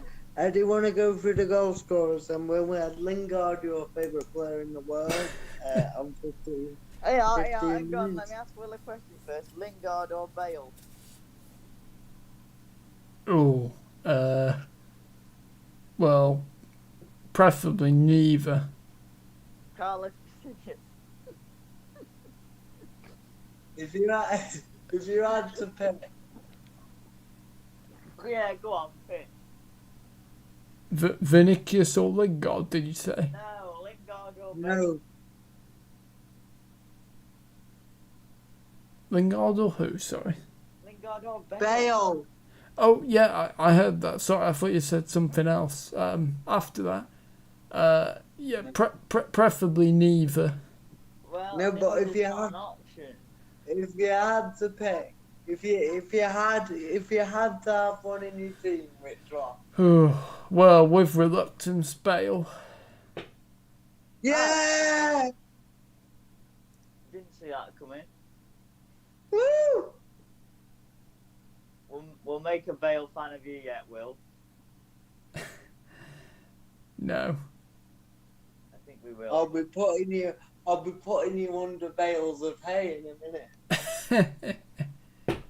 Anyway, carry on, Will. Right. Lingard. Yes, so Lingard in the 15th minute, assisted by Mikel Antonio. Jared Bowen in the 17th minute. And if it wasn't enough, Lingard also assisted Bowen's goal in the 17th minute. And Yes, Jesse, you slay. And Souček in the 32nd minute scored, while also assisting... Oh, hang on. Wait, what? Hey, what? Well, that's He confusing. scored an own goal as well. Oh, I see. Right, okay, right. Oh, yes, hang on. But it also says someone 32 as well, so... Right, this is a bit confusing, as if he assisted his own. Well, it can happen where you can kind of assist your own, sort of. Right, could you could you get it up on the BBC Sport website, lads, and clear this up for me, please? You want to clear it up here? Okay, hang on. Yes, please, because I'm confused here. Doesn't take much. No, yeah, well, no need to be confused. Souček scored in the 32nd minute. It was assisted by Antonio. Yeah. Right, that clears it up, doesn't it? And then what happened, Will?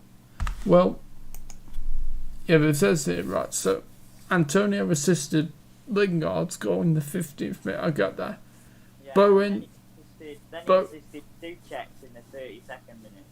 Oh, right, and then Antonio... Sorry, did Antonio assist Souček's goal? Yeah. Right, okay, right. Okay. Right, does that make sense? Yes, and Lingard assisted Bowen's goal in the 17th minute as well. And Yeah. it's... And then what happened? And with the goal and assist, Souček also scored an own goal. So, quite extraordinary for him to have a goal and assist and an own goal. I can't think of many games that have had that with one player at all. And then what happened? And then, another own goal for West Ham, Craig Dawson in the 61st minute. And then finally... I do apologise, sorry, I think I said Michael Dawson before, but I meant Craig Dawson. Carry on. Michael Dawson plays for Forest. Is he still playing? I think so.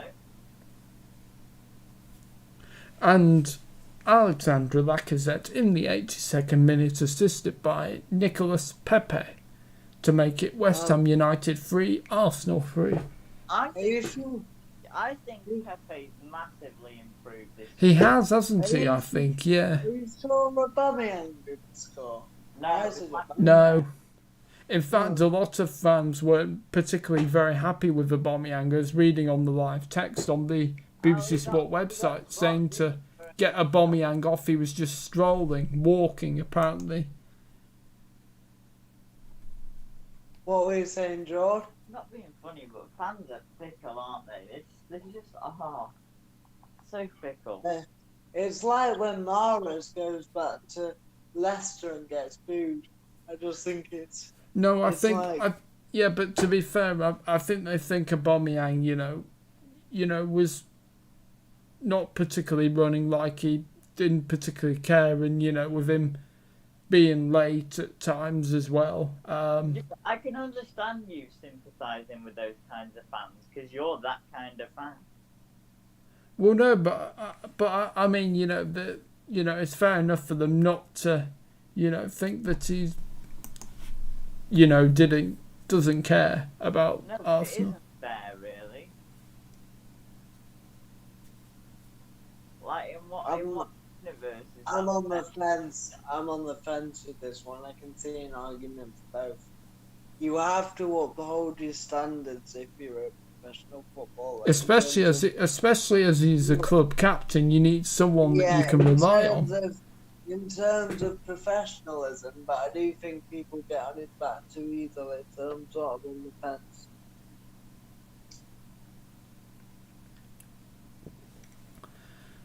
Okay, fair enough. Right, okay. Put pressure on a player and they'll crack, I think. West Ham for...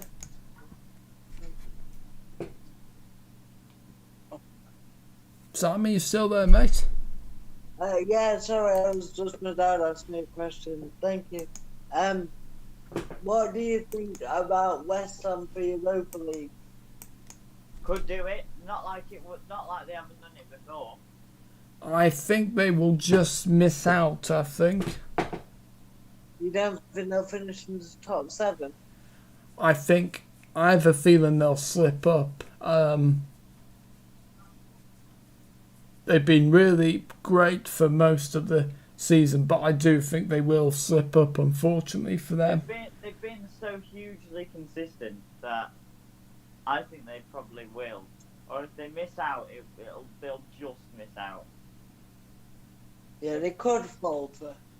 If we're gonna do Mr. Negative Nancy will, then maybe they could just about drop out, but I can't see it. No, I mean, I do think West Ham, they're doing some good things at the moment, but I sense that they're going to slip. West Ham, I think, and David Moyes has David Moyes for me would be, if they finish 5th, would be manager of the season, even though Pep Guardiola's won the league. Yeah. Because if you look at the progression from West Ham to where they were last year to where they are now, it's chalk and cheese. I do think Everton will finish in the European places, though, I reckon. See, I think Everton could be the ones to miss out. I do actually think that Everton are in danger of missing out. I don't know if George agrees. Yeah, If I had to think between West Ham and Everton, who I think will get in there, I'd say West Ham. Yeah. I think in some situations, you like the underdog, don't you? Everton have got this big fancy manager, a team full of great players, whereas West Ham have got Craig Dawson at the back. But they do seem to have an unbelievable spirit. And also, about them. Everybody loves a Cockney, so No. you can't say much about that, can you?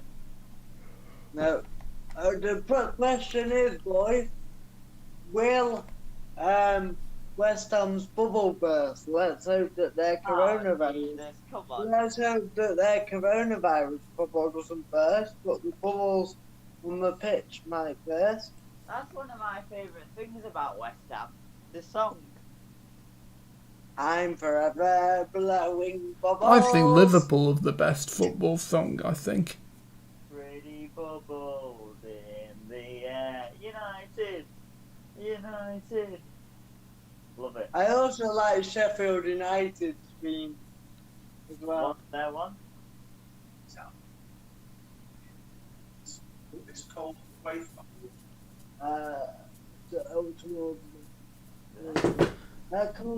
Cold is away. right. Cold is away. So, sorry. The It's fine. question. Excuse me. So, thank you. So, yeah. So I think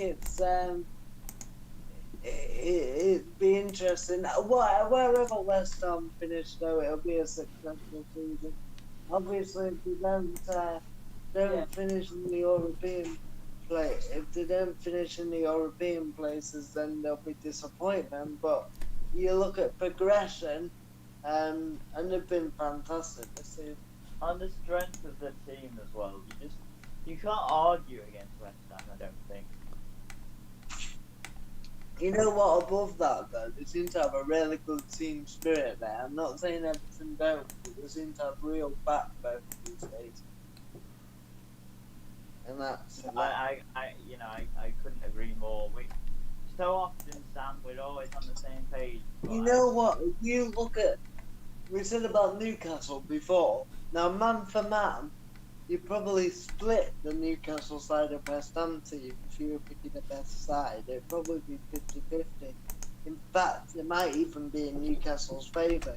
But yeah, on paper. But yeah, the difference in their positions in the league are unbelievable. There's not that much. There's not that much difference, is there, George, between Newcastle's team? Do you agree? In terms of personnel? 100%.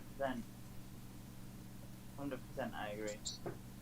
But yeah, the chasm in position, quite rightly, is massive, and that's team collectivity. We say about Newcastle playing like it's a group of individuals, but the opposite can be said about West Ham. They're so switched on as a team, which is, it's really refreshing to see. I think. Alright, they scored 3 goals. They conceded 3 goals last week, but West Ham are having a real go. And alright, they lost to United, but these are, if they'd have played United and they're playing United and Arsenal and having a real chance of winning now, where before we would have said, oh well, they have to have an off day to get anything, and West Ham have to be brilliant. So it's a mark of how they've improved, and they've been fantastic. And for me, if they finish around 5th, 6th and get into the automatic Europa League places, then he has to be David Moyes, the manager of the year, above Guardiola. I think that not enough people talk about how well West Ham have done as well. I agree. I think it's very under the radar. A bit like it was when they finished in Europe when Payet was there, but because Leicester were winning the league in that 15-16 season, they sort of went under the radar a bit. Yeah, I completely understand. I have to say as well, I think Aaron Cresswell is an outstanding professional. Yeah, great player. As a professional, he's been brilliant to play it. He just seems to get better at it. He'd be my first name on the team sheet. Him and Souček every week be my first, and Rice. There's three. Even above Lingard for me, in terms of your mainstays in that team, Souček, Rice, and Cresswell. They'd be your first three. Even Fabianski? And Fabianski. I think Fabianski, yeah. is under that team. Now, obviously, you need Lingard and all these players, but I'm just, in terms of a solid base, I think the team would suffer more without Souček, say, or Cresswell than it might without Lingard, if you know what I mean. As good as Lingard's been. Yeah, no, I completely agree. You don't have to agree, No, I do, but I do agree. Anyway, where are we up to, Will? Right. You alright there, buddy? Shit, or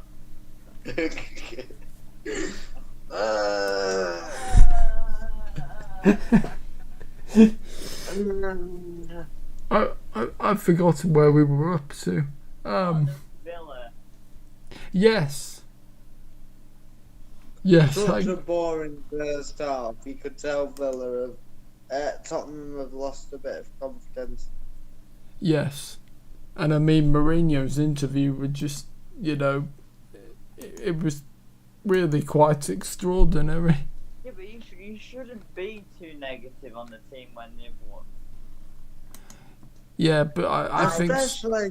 Especially after the run they've been on, you'd say, yeah, it wasn't great, but after the run we've been on, a win's a win, and we've slowly got to build the confidence again. I could see Mourinho's point, though. He was really happy with the win, but it was sad that they needed such a bad defeat to have that kind of reaction, which I can get is sort of...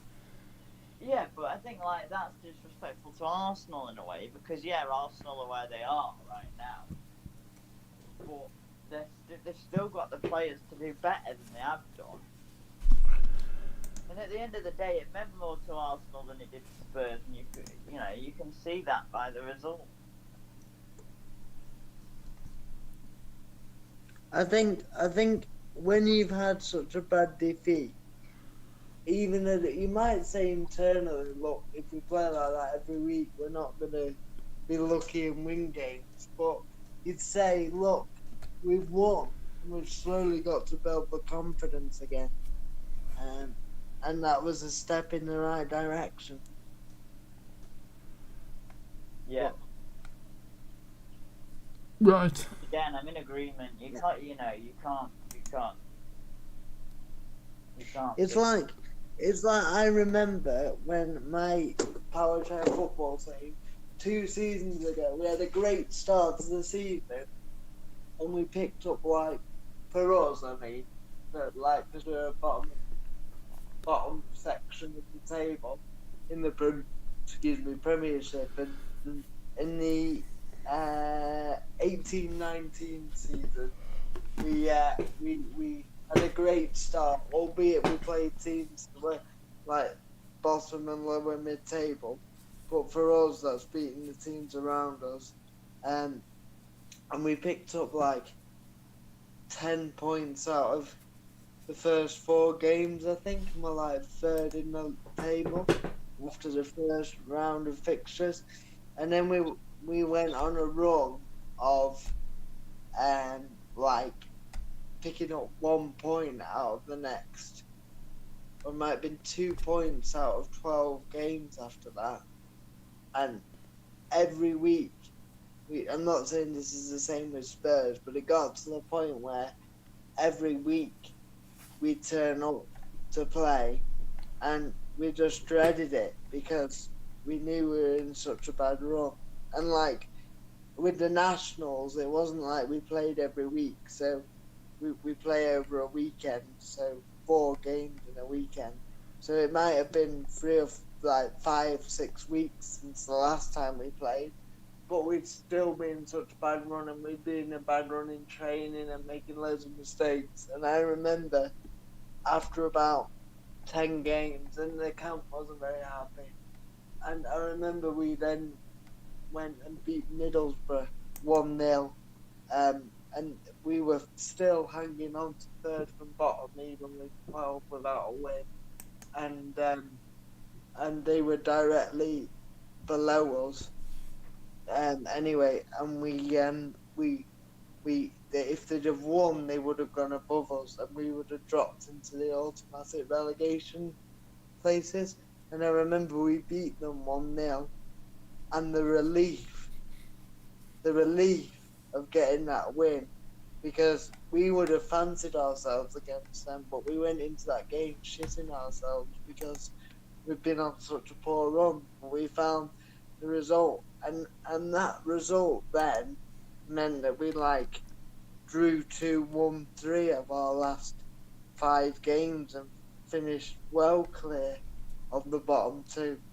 But the point being is that one win, whilst it wasn't pretty, set us up again, because we were we'd stopped enjoying it because we were just getting battered. We went for a real bad spell, which, as Jordan knows in sport, that can happen. And we lost games we never normally lose. But that one result for Tottenham, it doesn't solve everything, but it might just lift the players, is what I'm saying. Well, Right, yeah, I mean, I'll just tell you what Mourinho said, This should not be a reaction. This should be a permanent state of mind, permanent soul in the team. I think that is our next challenge, to have this standard in terms of effort, commitment, sacrifice, independent of results. This has to be always there to dignify our jobs, the people that love us, the clubs, the fans. I'm a bit sad by realising we can have this soul, and we haven't in the last couple of matches.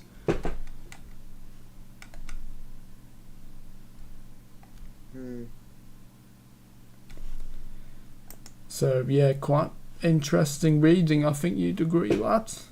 Absolutely. Yeah, but I'd argue as well, whilst there's some points there, that one thing when we were on our bad run, and I know I keep referring back to my football. No. I think it's interesting. You know, you get a different point of view, I think. But we got to the point where we said we've got to stop blaming each other. We're just gonna dig ourselves out of it, a bit like Newcastle. And one thing my dad said and I said to the team was, we win as a team and we lose as a team. And if we accept that and stop blaming each other for it, then we'll get out of this. I agree. Although at least he's learned his lesson to not go publicly. You know. I don't know if he has learned his lesson. Have you seen what he said about Dele Alli a few months ago? Just trying to think. The No, one I where he don't did think that so. flick. What did he say about him? The flick, the Stoke goal. He blamed him, didn't he? You remember, don't you, George? I remember he said something, but I don't remember what exactly he said. That it was all his fault, even though it was like 20 yards from goal. Even though the rest of the team is still have players behind him, he said it was all Dele Alli's fault. Bloody hell. Right. And yeah, Dele Alli did do a mistake in a stupid area, but it was by the halfway line, and Alderweireld missed his tackle, and Dyer did, and Lloris made a mistake, and he blamed it all on Dele Alli. Right, I see. God.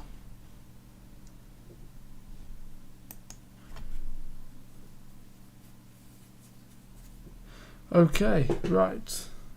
In terms of games and stuff, Premier League, I don't know, maybe... Well, we're done, aren't we? We could talk Yeah, about the FA Cup. Because it's getting late, I don't know whether you want to go to the FA Cup or you want to go straight to the internationals or... No, I think do FA Cups first and then, you know, go over a little bit of the international results and then finish, I think. Okay. You're Right. the boss.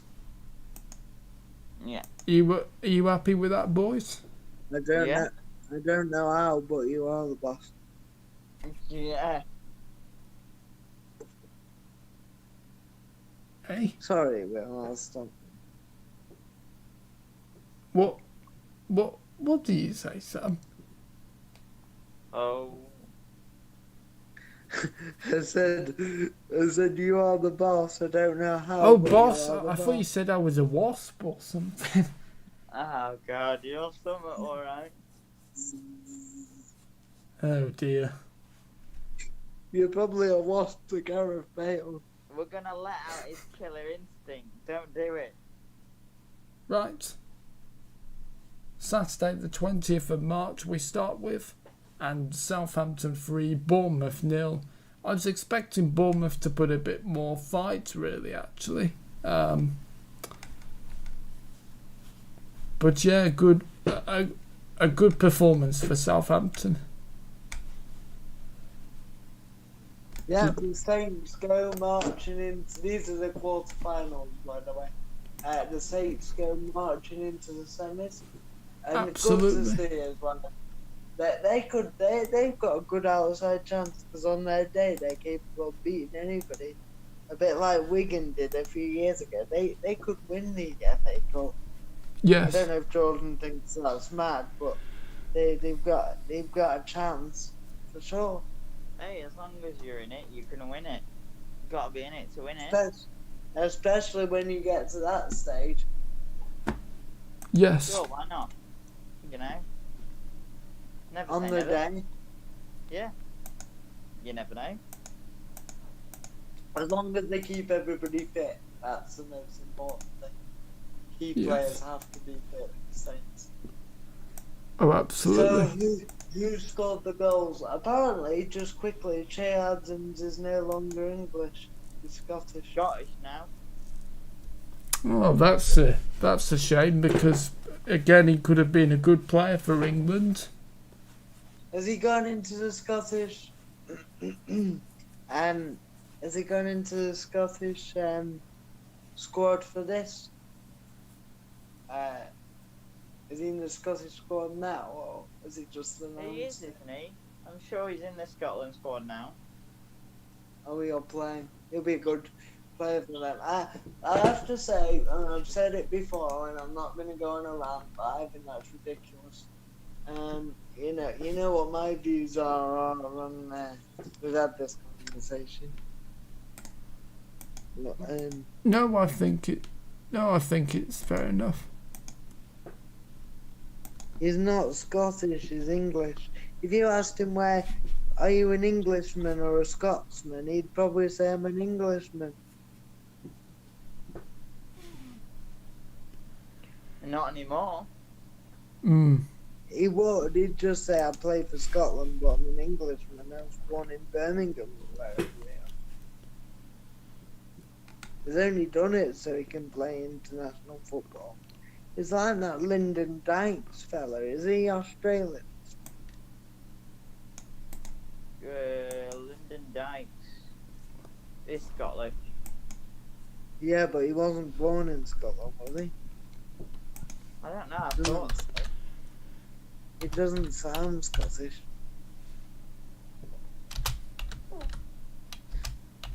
Let me have a look where Lyndon Dykes was born. Carry on, lads.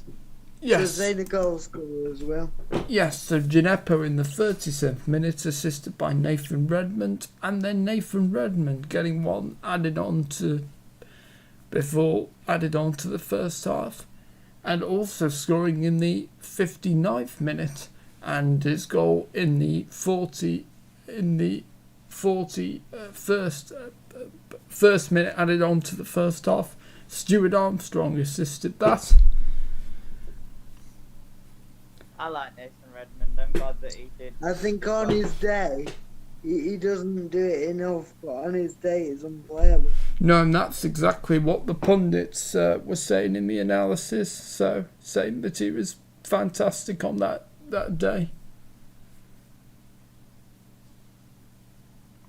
He's a bit like, he reminds me of like Adel Tarat, as in he's got all the quality, but doesn't always show it. Right.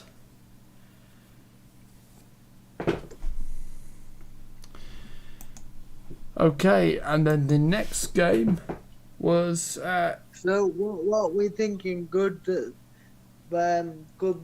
Southampton are in it. oh, sorry. Yes, 100%. absolutely good that they're through. Yes, sorry, Sab. I thought we were ready to move on. No, it's fine now if you're ready. Yep.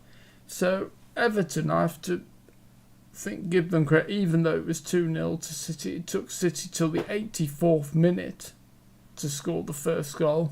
So Everton did a really good job of actually keeping them out, actually. And there's no shame in losing to City.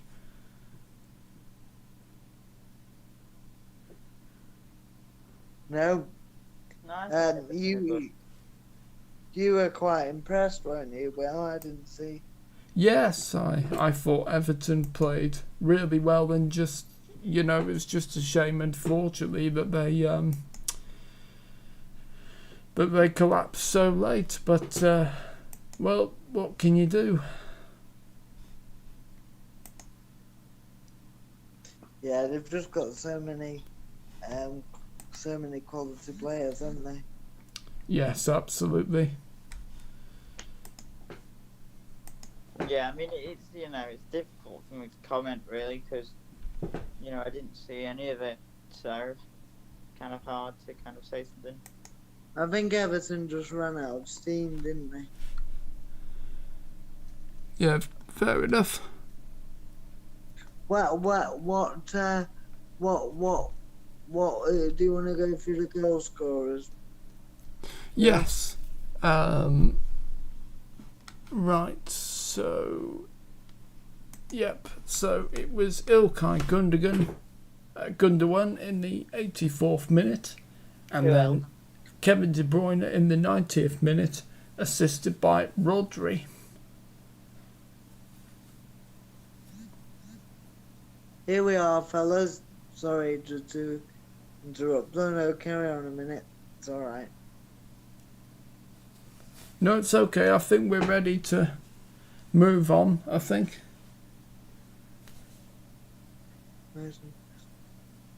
No, go on, Sam. Say what you were going to say. Yep, he was born and raised in Australia. Oh, yeah. Where's he from? Sydney? Dykes chose to represent Scotland in international football, but why? He'd get in at Australia, surely. You never know, mate. Maybe you just didn't fancy it.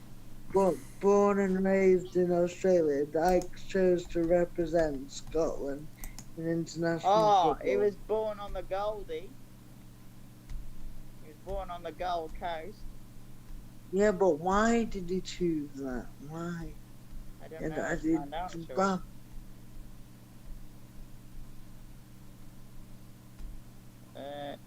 Probably because he'd lived there for a long time.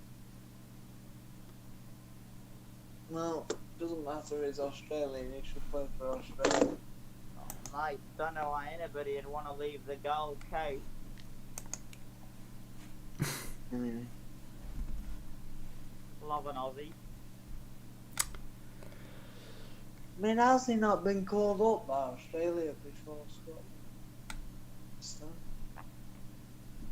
Because he only just chose to represent Scotland last year. So.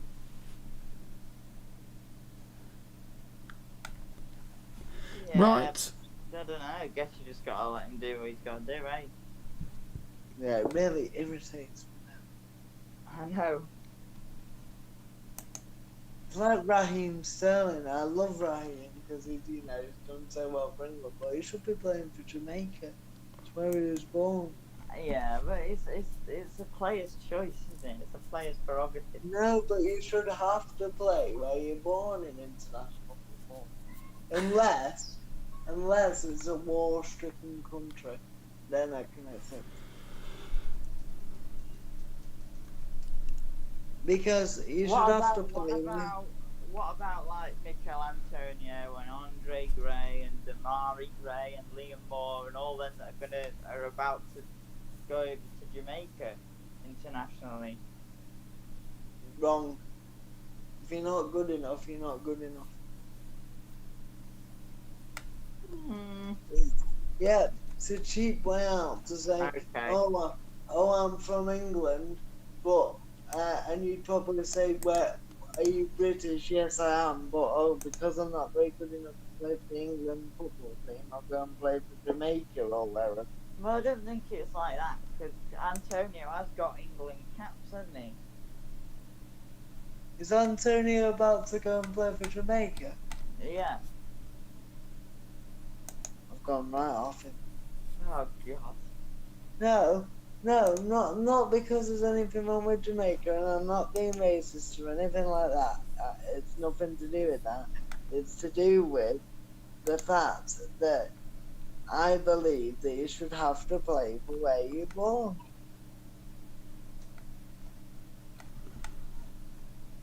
Fair enough. And it really irritates me. Really does. I mean, it's ridiculous. I mean, like Ben Woodburn, born and raised in Cheshire his whole life, goes and plays for Wales because he's got a granddad as well. I mean, it's ridiculous. That kind of makes sense. I could say, I could probably trace my roots back and say, oh, I've got a Scandinavian in me.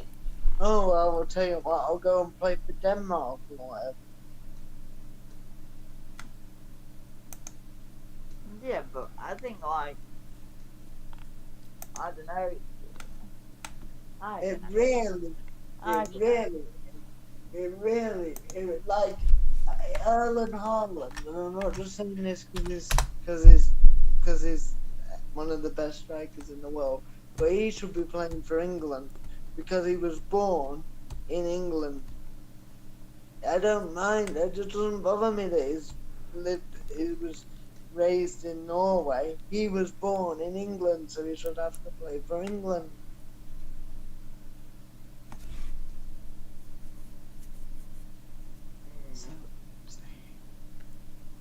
Okay. It puts me off supporting the home nations. And I'm like screaming at the telly, you should be playing for England, you were born here. Well, yeah. Was Aaron Ramsey born in Wales? He was, wasn't he? Cardiff. Fair enough then. Right. And that's Will all. will know what to say. To see, George, you've stayed quiet on my argument, but when it was Will's, you were... Yeah, because I agree with what you're saying, but I also, as we all know, it doesn't work like that. Well, it should do. I'm going to write to the FA. So it's difficult because I've I'm decided saying I'm gonna quiet write- because I completely agree with what you're saying, but I'm going to write to the FA. whereas Will's argument before was that stupid, I couldn't not say something. It's like my friend that I play football with, and I'm sure he won't mind me saying, he's born in England, Manchester lad, and his dad's Welsh. And I asked him, what nationality are you a few months ago? I don't know really. And he said, oh, I don't know. And I was like, but would you play for England or Wales? He was like, oh, it'd be a hard choice. I'm like, but you were born in Manchester. Yeah, but if I kind of get that. If his dad was Welsh, He has 100% Welsh running through him. Do I feel a connection to Wales? Yes. Is it in my thoughts and in my bloodline? Yes. Would I play for Wales? No. Because I'm very proud Englishman. I'm all for equality and all that, but I'm just saying on the international front, you should play for where you were born. I think if my dad was Welsh, I would have. It would be a really hard choice, but I would still choose to play wherever I felt more at home. And if that was Wales, I'd choose Wales. If it was England, I'd choose England. Shocking. And I think that's where the choice comes from.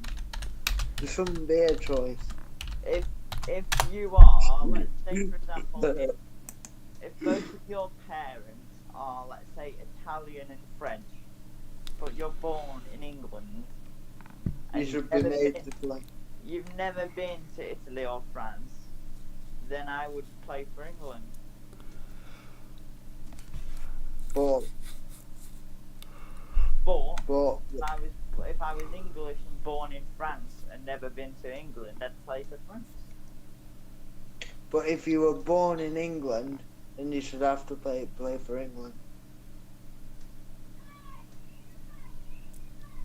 Judging by the logic that I'm going from, then yeah. Because that's It really is something that really, I mean, It makes me shudder. You shouldn't have to play for all this nonsense about playing for other countries. Of course, be proud of your heritage. Of course, as part of you, the different cultures. Be proud of it. But if you're born in England, play for England. Or if you're born in Jamaica, play for Jamaica. If you're born in Italy, play for Italy. Diego Costa should not play for Spain. He should play for Brazil. No, I agree with that, especially because he's been capped by Brazil as well. Declan Rice should have never been an argument. Should have played for England from the start. That lad that was born in Germany but has played for the England under 21 level, playing the Champions League the other night. Oh, you mean Felix Nemecha? Yeah, it should have never been a doubt because he was born in Germany, wasn't One he? plays for Germany's under 21, the one plays for England's under 21. Okay, what about Jamal Musiala? He just made his debut for Germany and he's English. Where was he born? England. Oh, when did they stop playing? Then he should have to play for England.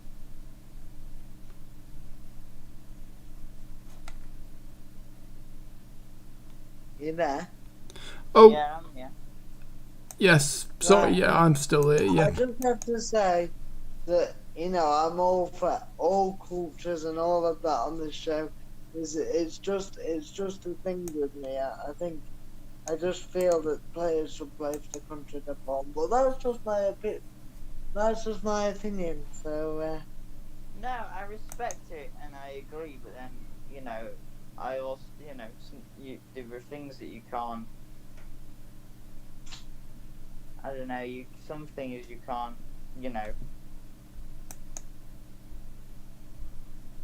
it's out of our hands, isn't it? That's what I'm trying to say. not if I write a letter to the FA. And what are you gonna do? Oh, trust me, I have my ways. No, right. Bet you do, eh? Anyway, sorry, Will. No, that's alright. Right, so I'm glad I've got that off my chest. let's move on to Sunday the 21st of March's games, final FA Cup games. So Chelsea 2, Sheffield United 0. I have to say, Sorry, I'm not being funny, Will, but it's 11:30 and I'm absolutely knackered. Do you think we can speed this up a little bit? oh yes, of course, mate. Well, we've only got You these two watched. FA Cup games, and then we can briefly go You over the watched. international games and then finish. You watched the Chelsea game, didn't you, George? No, I told you I've not watched any football. You didn't watch Chelsea Sheffield United? No, didn't watch Leicester and United either, and you know what I'm like with Leicester. Were you working those days? No, just felt like Oh. shit. So I didn't want to do. Didn't feel like watching them. Okay. Yeah, Fair well, enough. Sheffield United were very unlucky. They weren't. Actually, first they weren't, or they were. No, they were. I thought they played really well. They actually. Second half, McGoldrick had such an unbelievable opportunity to equalise from about 4 yards down, Yes. and they just got caught at the end pushing everyone forward. But they were the better side second half. Yep. Oh, excuse me. Do you want to go through the goal score as well? Yes. So Norwood, an own goal for Norwood for Sheffield United, and then Ziyech in the 92nd minute, assisted by Ben Chilwell. And yes, and well, we covered this when we did the United and Leicester game, so actually we don't need to talk about too much about this game. But yeah, Chelsea were really lucky, I thought, and Thomas Tuchel even admitted they were lucky as well. As in, he wasn't too happy actually. We can see that, but I suppose in the cup, winning is winning. Yes, absolutely. Right, and that's the FA Cup results done now, so we'll just go through. Hang on, how about the United and Leicester? I know we covered it on here, but we should at least say the score. Yes, okay. Leicester City 3, Manchester United 1, Iheanacho in the 24th minute. Are we on the Iheanacho? Is everybody on the Iheanacho band? Yeah, I've always liked it. Yeah, I have too. I've always been on the Iheanacho bandwagon. Even when he was at Man City, I Yeah. think it took him. And when Leicester signed him, I thought, what a great signing. And then he struggled a bit. I know he didn't play all the time, but he did struggle when he played. But I always thought he's going to come good at some point. He's okay. Dear me. Okay. Bet you'd rather go with like a 1 goal a season striker that's nobody's heard of, wouldn't you? I mean, Iheanacho's he's not a terrible player, but he's okay. But I wouldn't say he's a absolutely fantastic player either. I agree, he's not world class, but he's good. Probably somewhere in the middle. It's not even that as well. Like, for me, it's just nice to see a player that's Reborn. that's had a lot of hype around him finally come good. Because I always worried that he might not live up to his potential. What he might do now.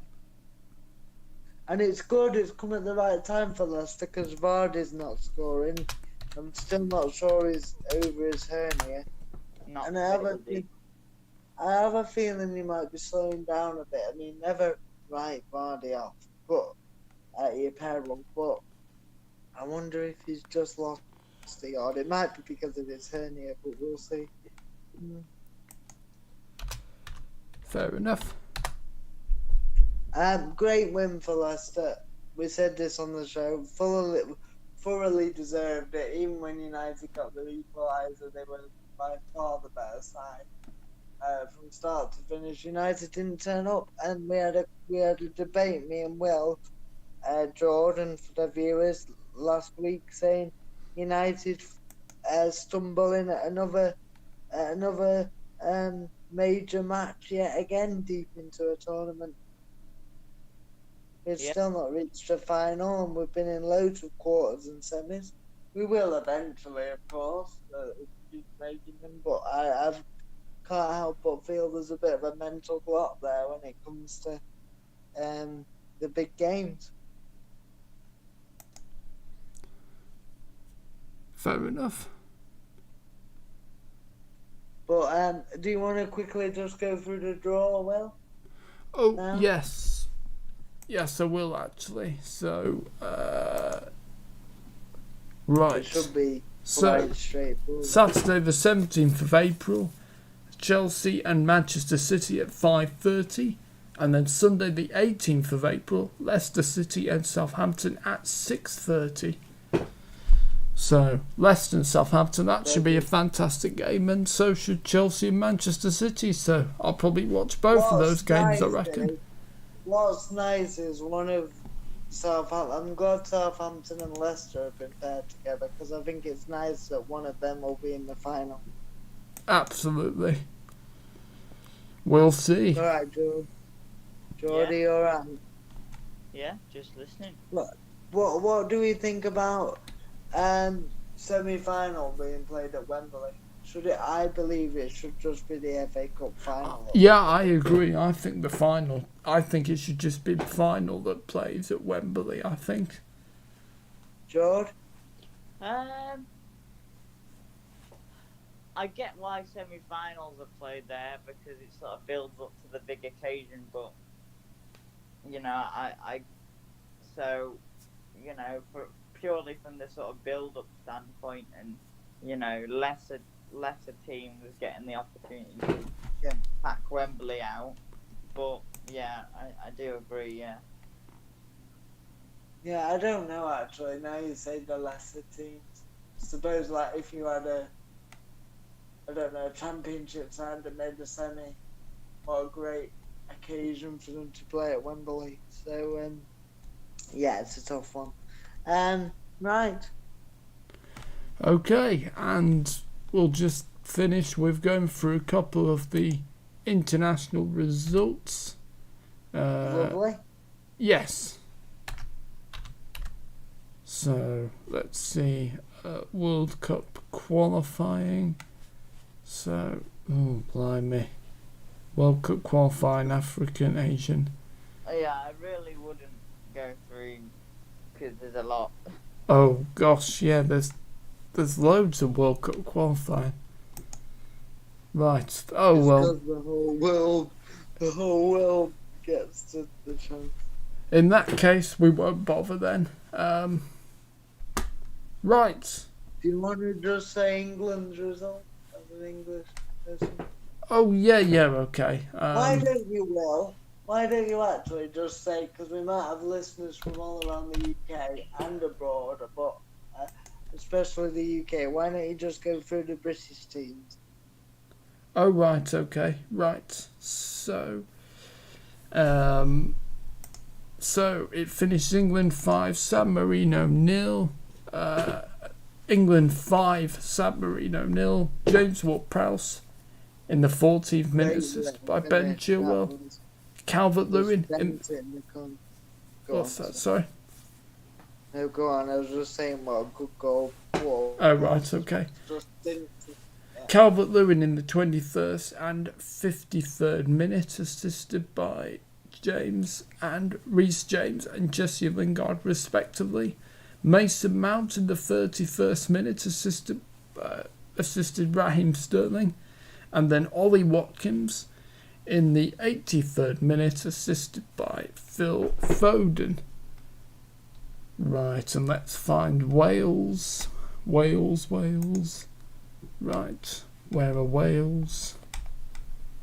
Wales.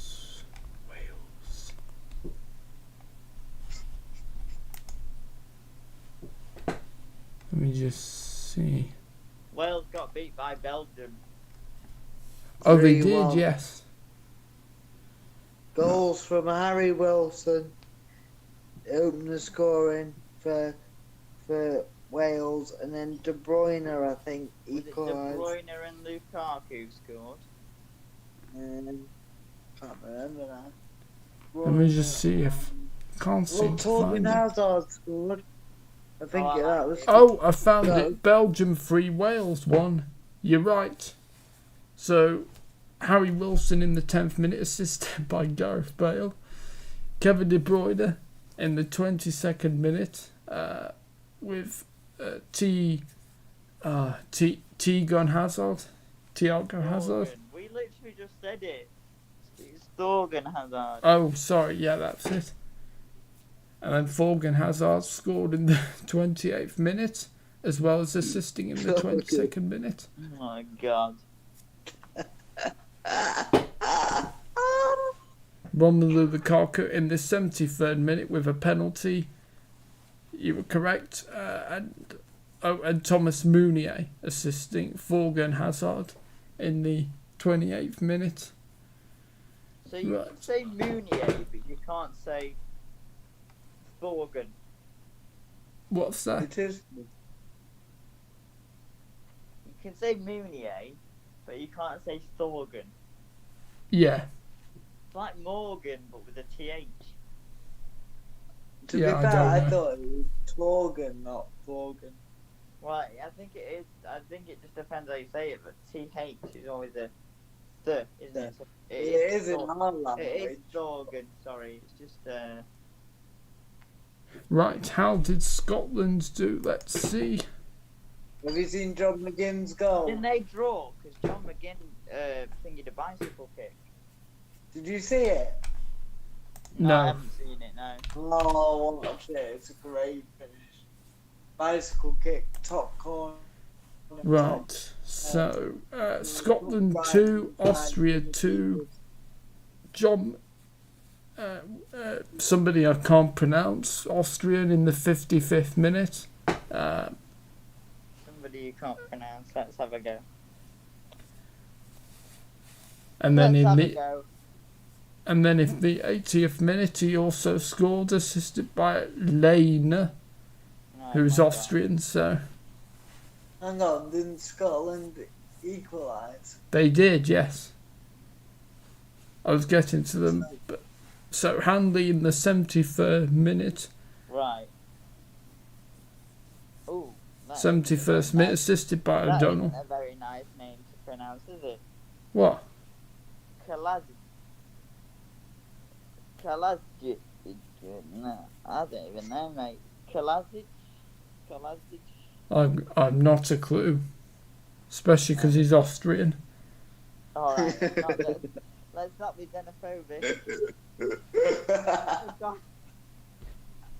For God's sake. Right. McGinn in the 85th minute, Oh, assisted by, I presume, Cyrus Christie. No, isn't Cyrus Christie Irish? It's not Cyrus Christie. I don't it's think I Ryan can Christie. think of any. I can't think of any other players with Christie in their name. It'll be Ryan Christie.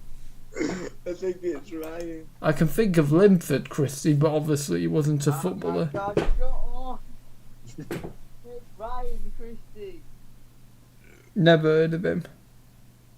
Yeah, because it's Austrian.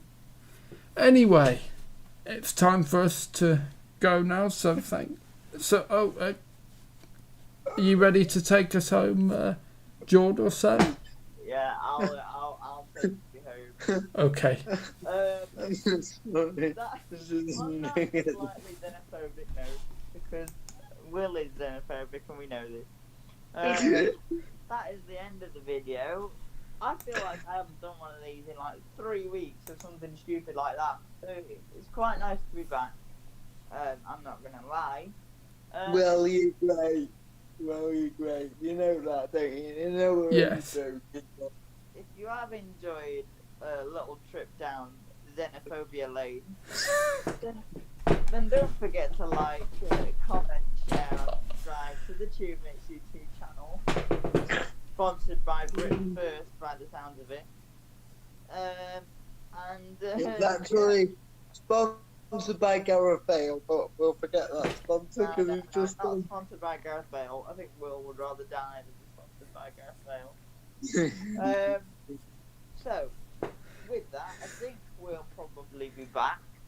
I don't know. Next week. Next Friday, I reckon.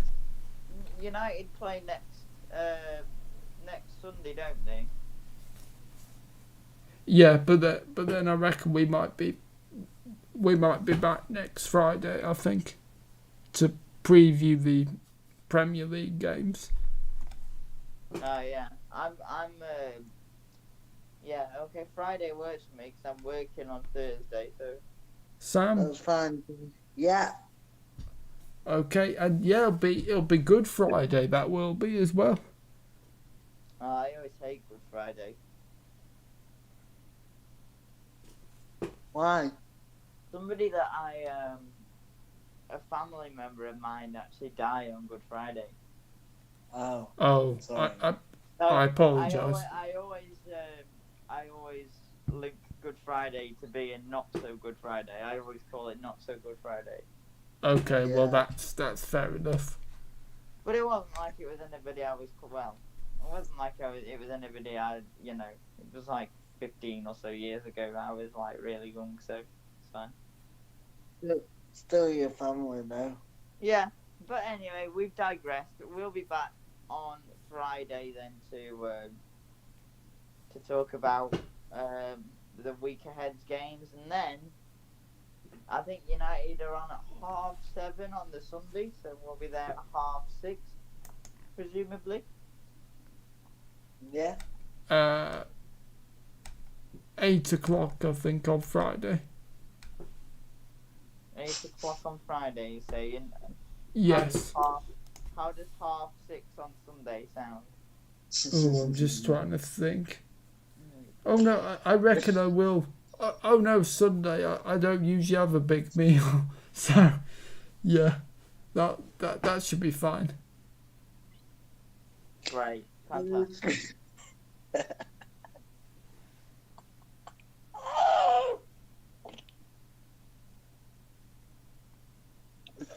Sorry. You there?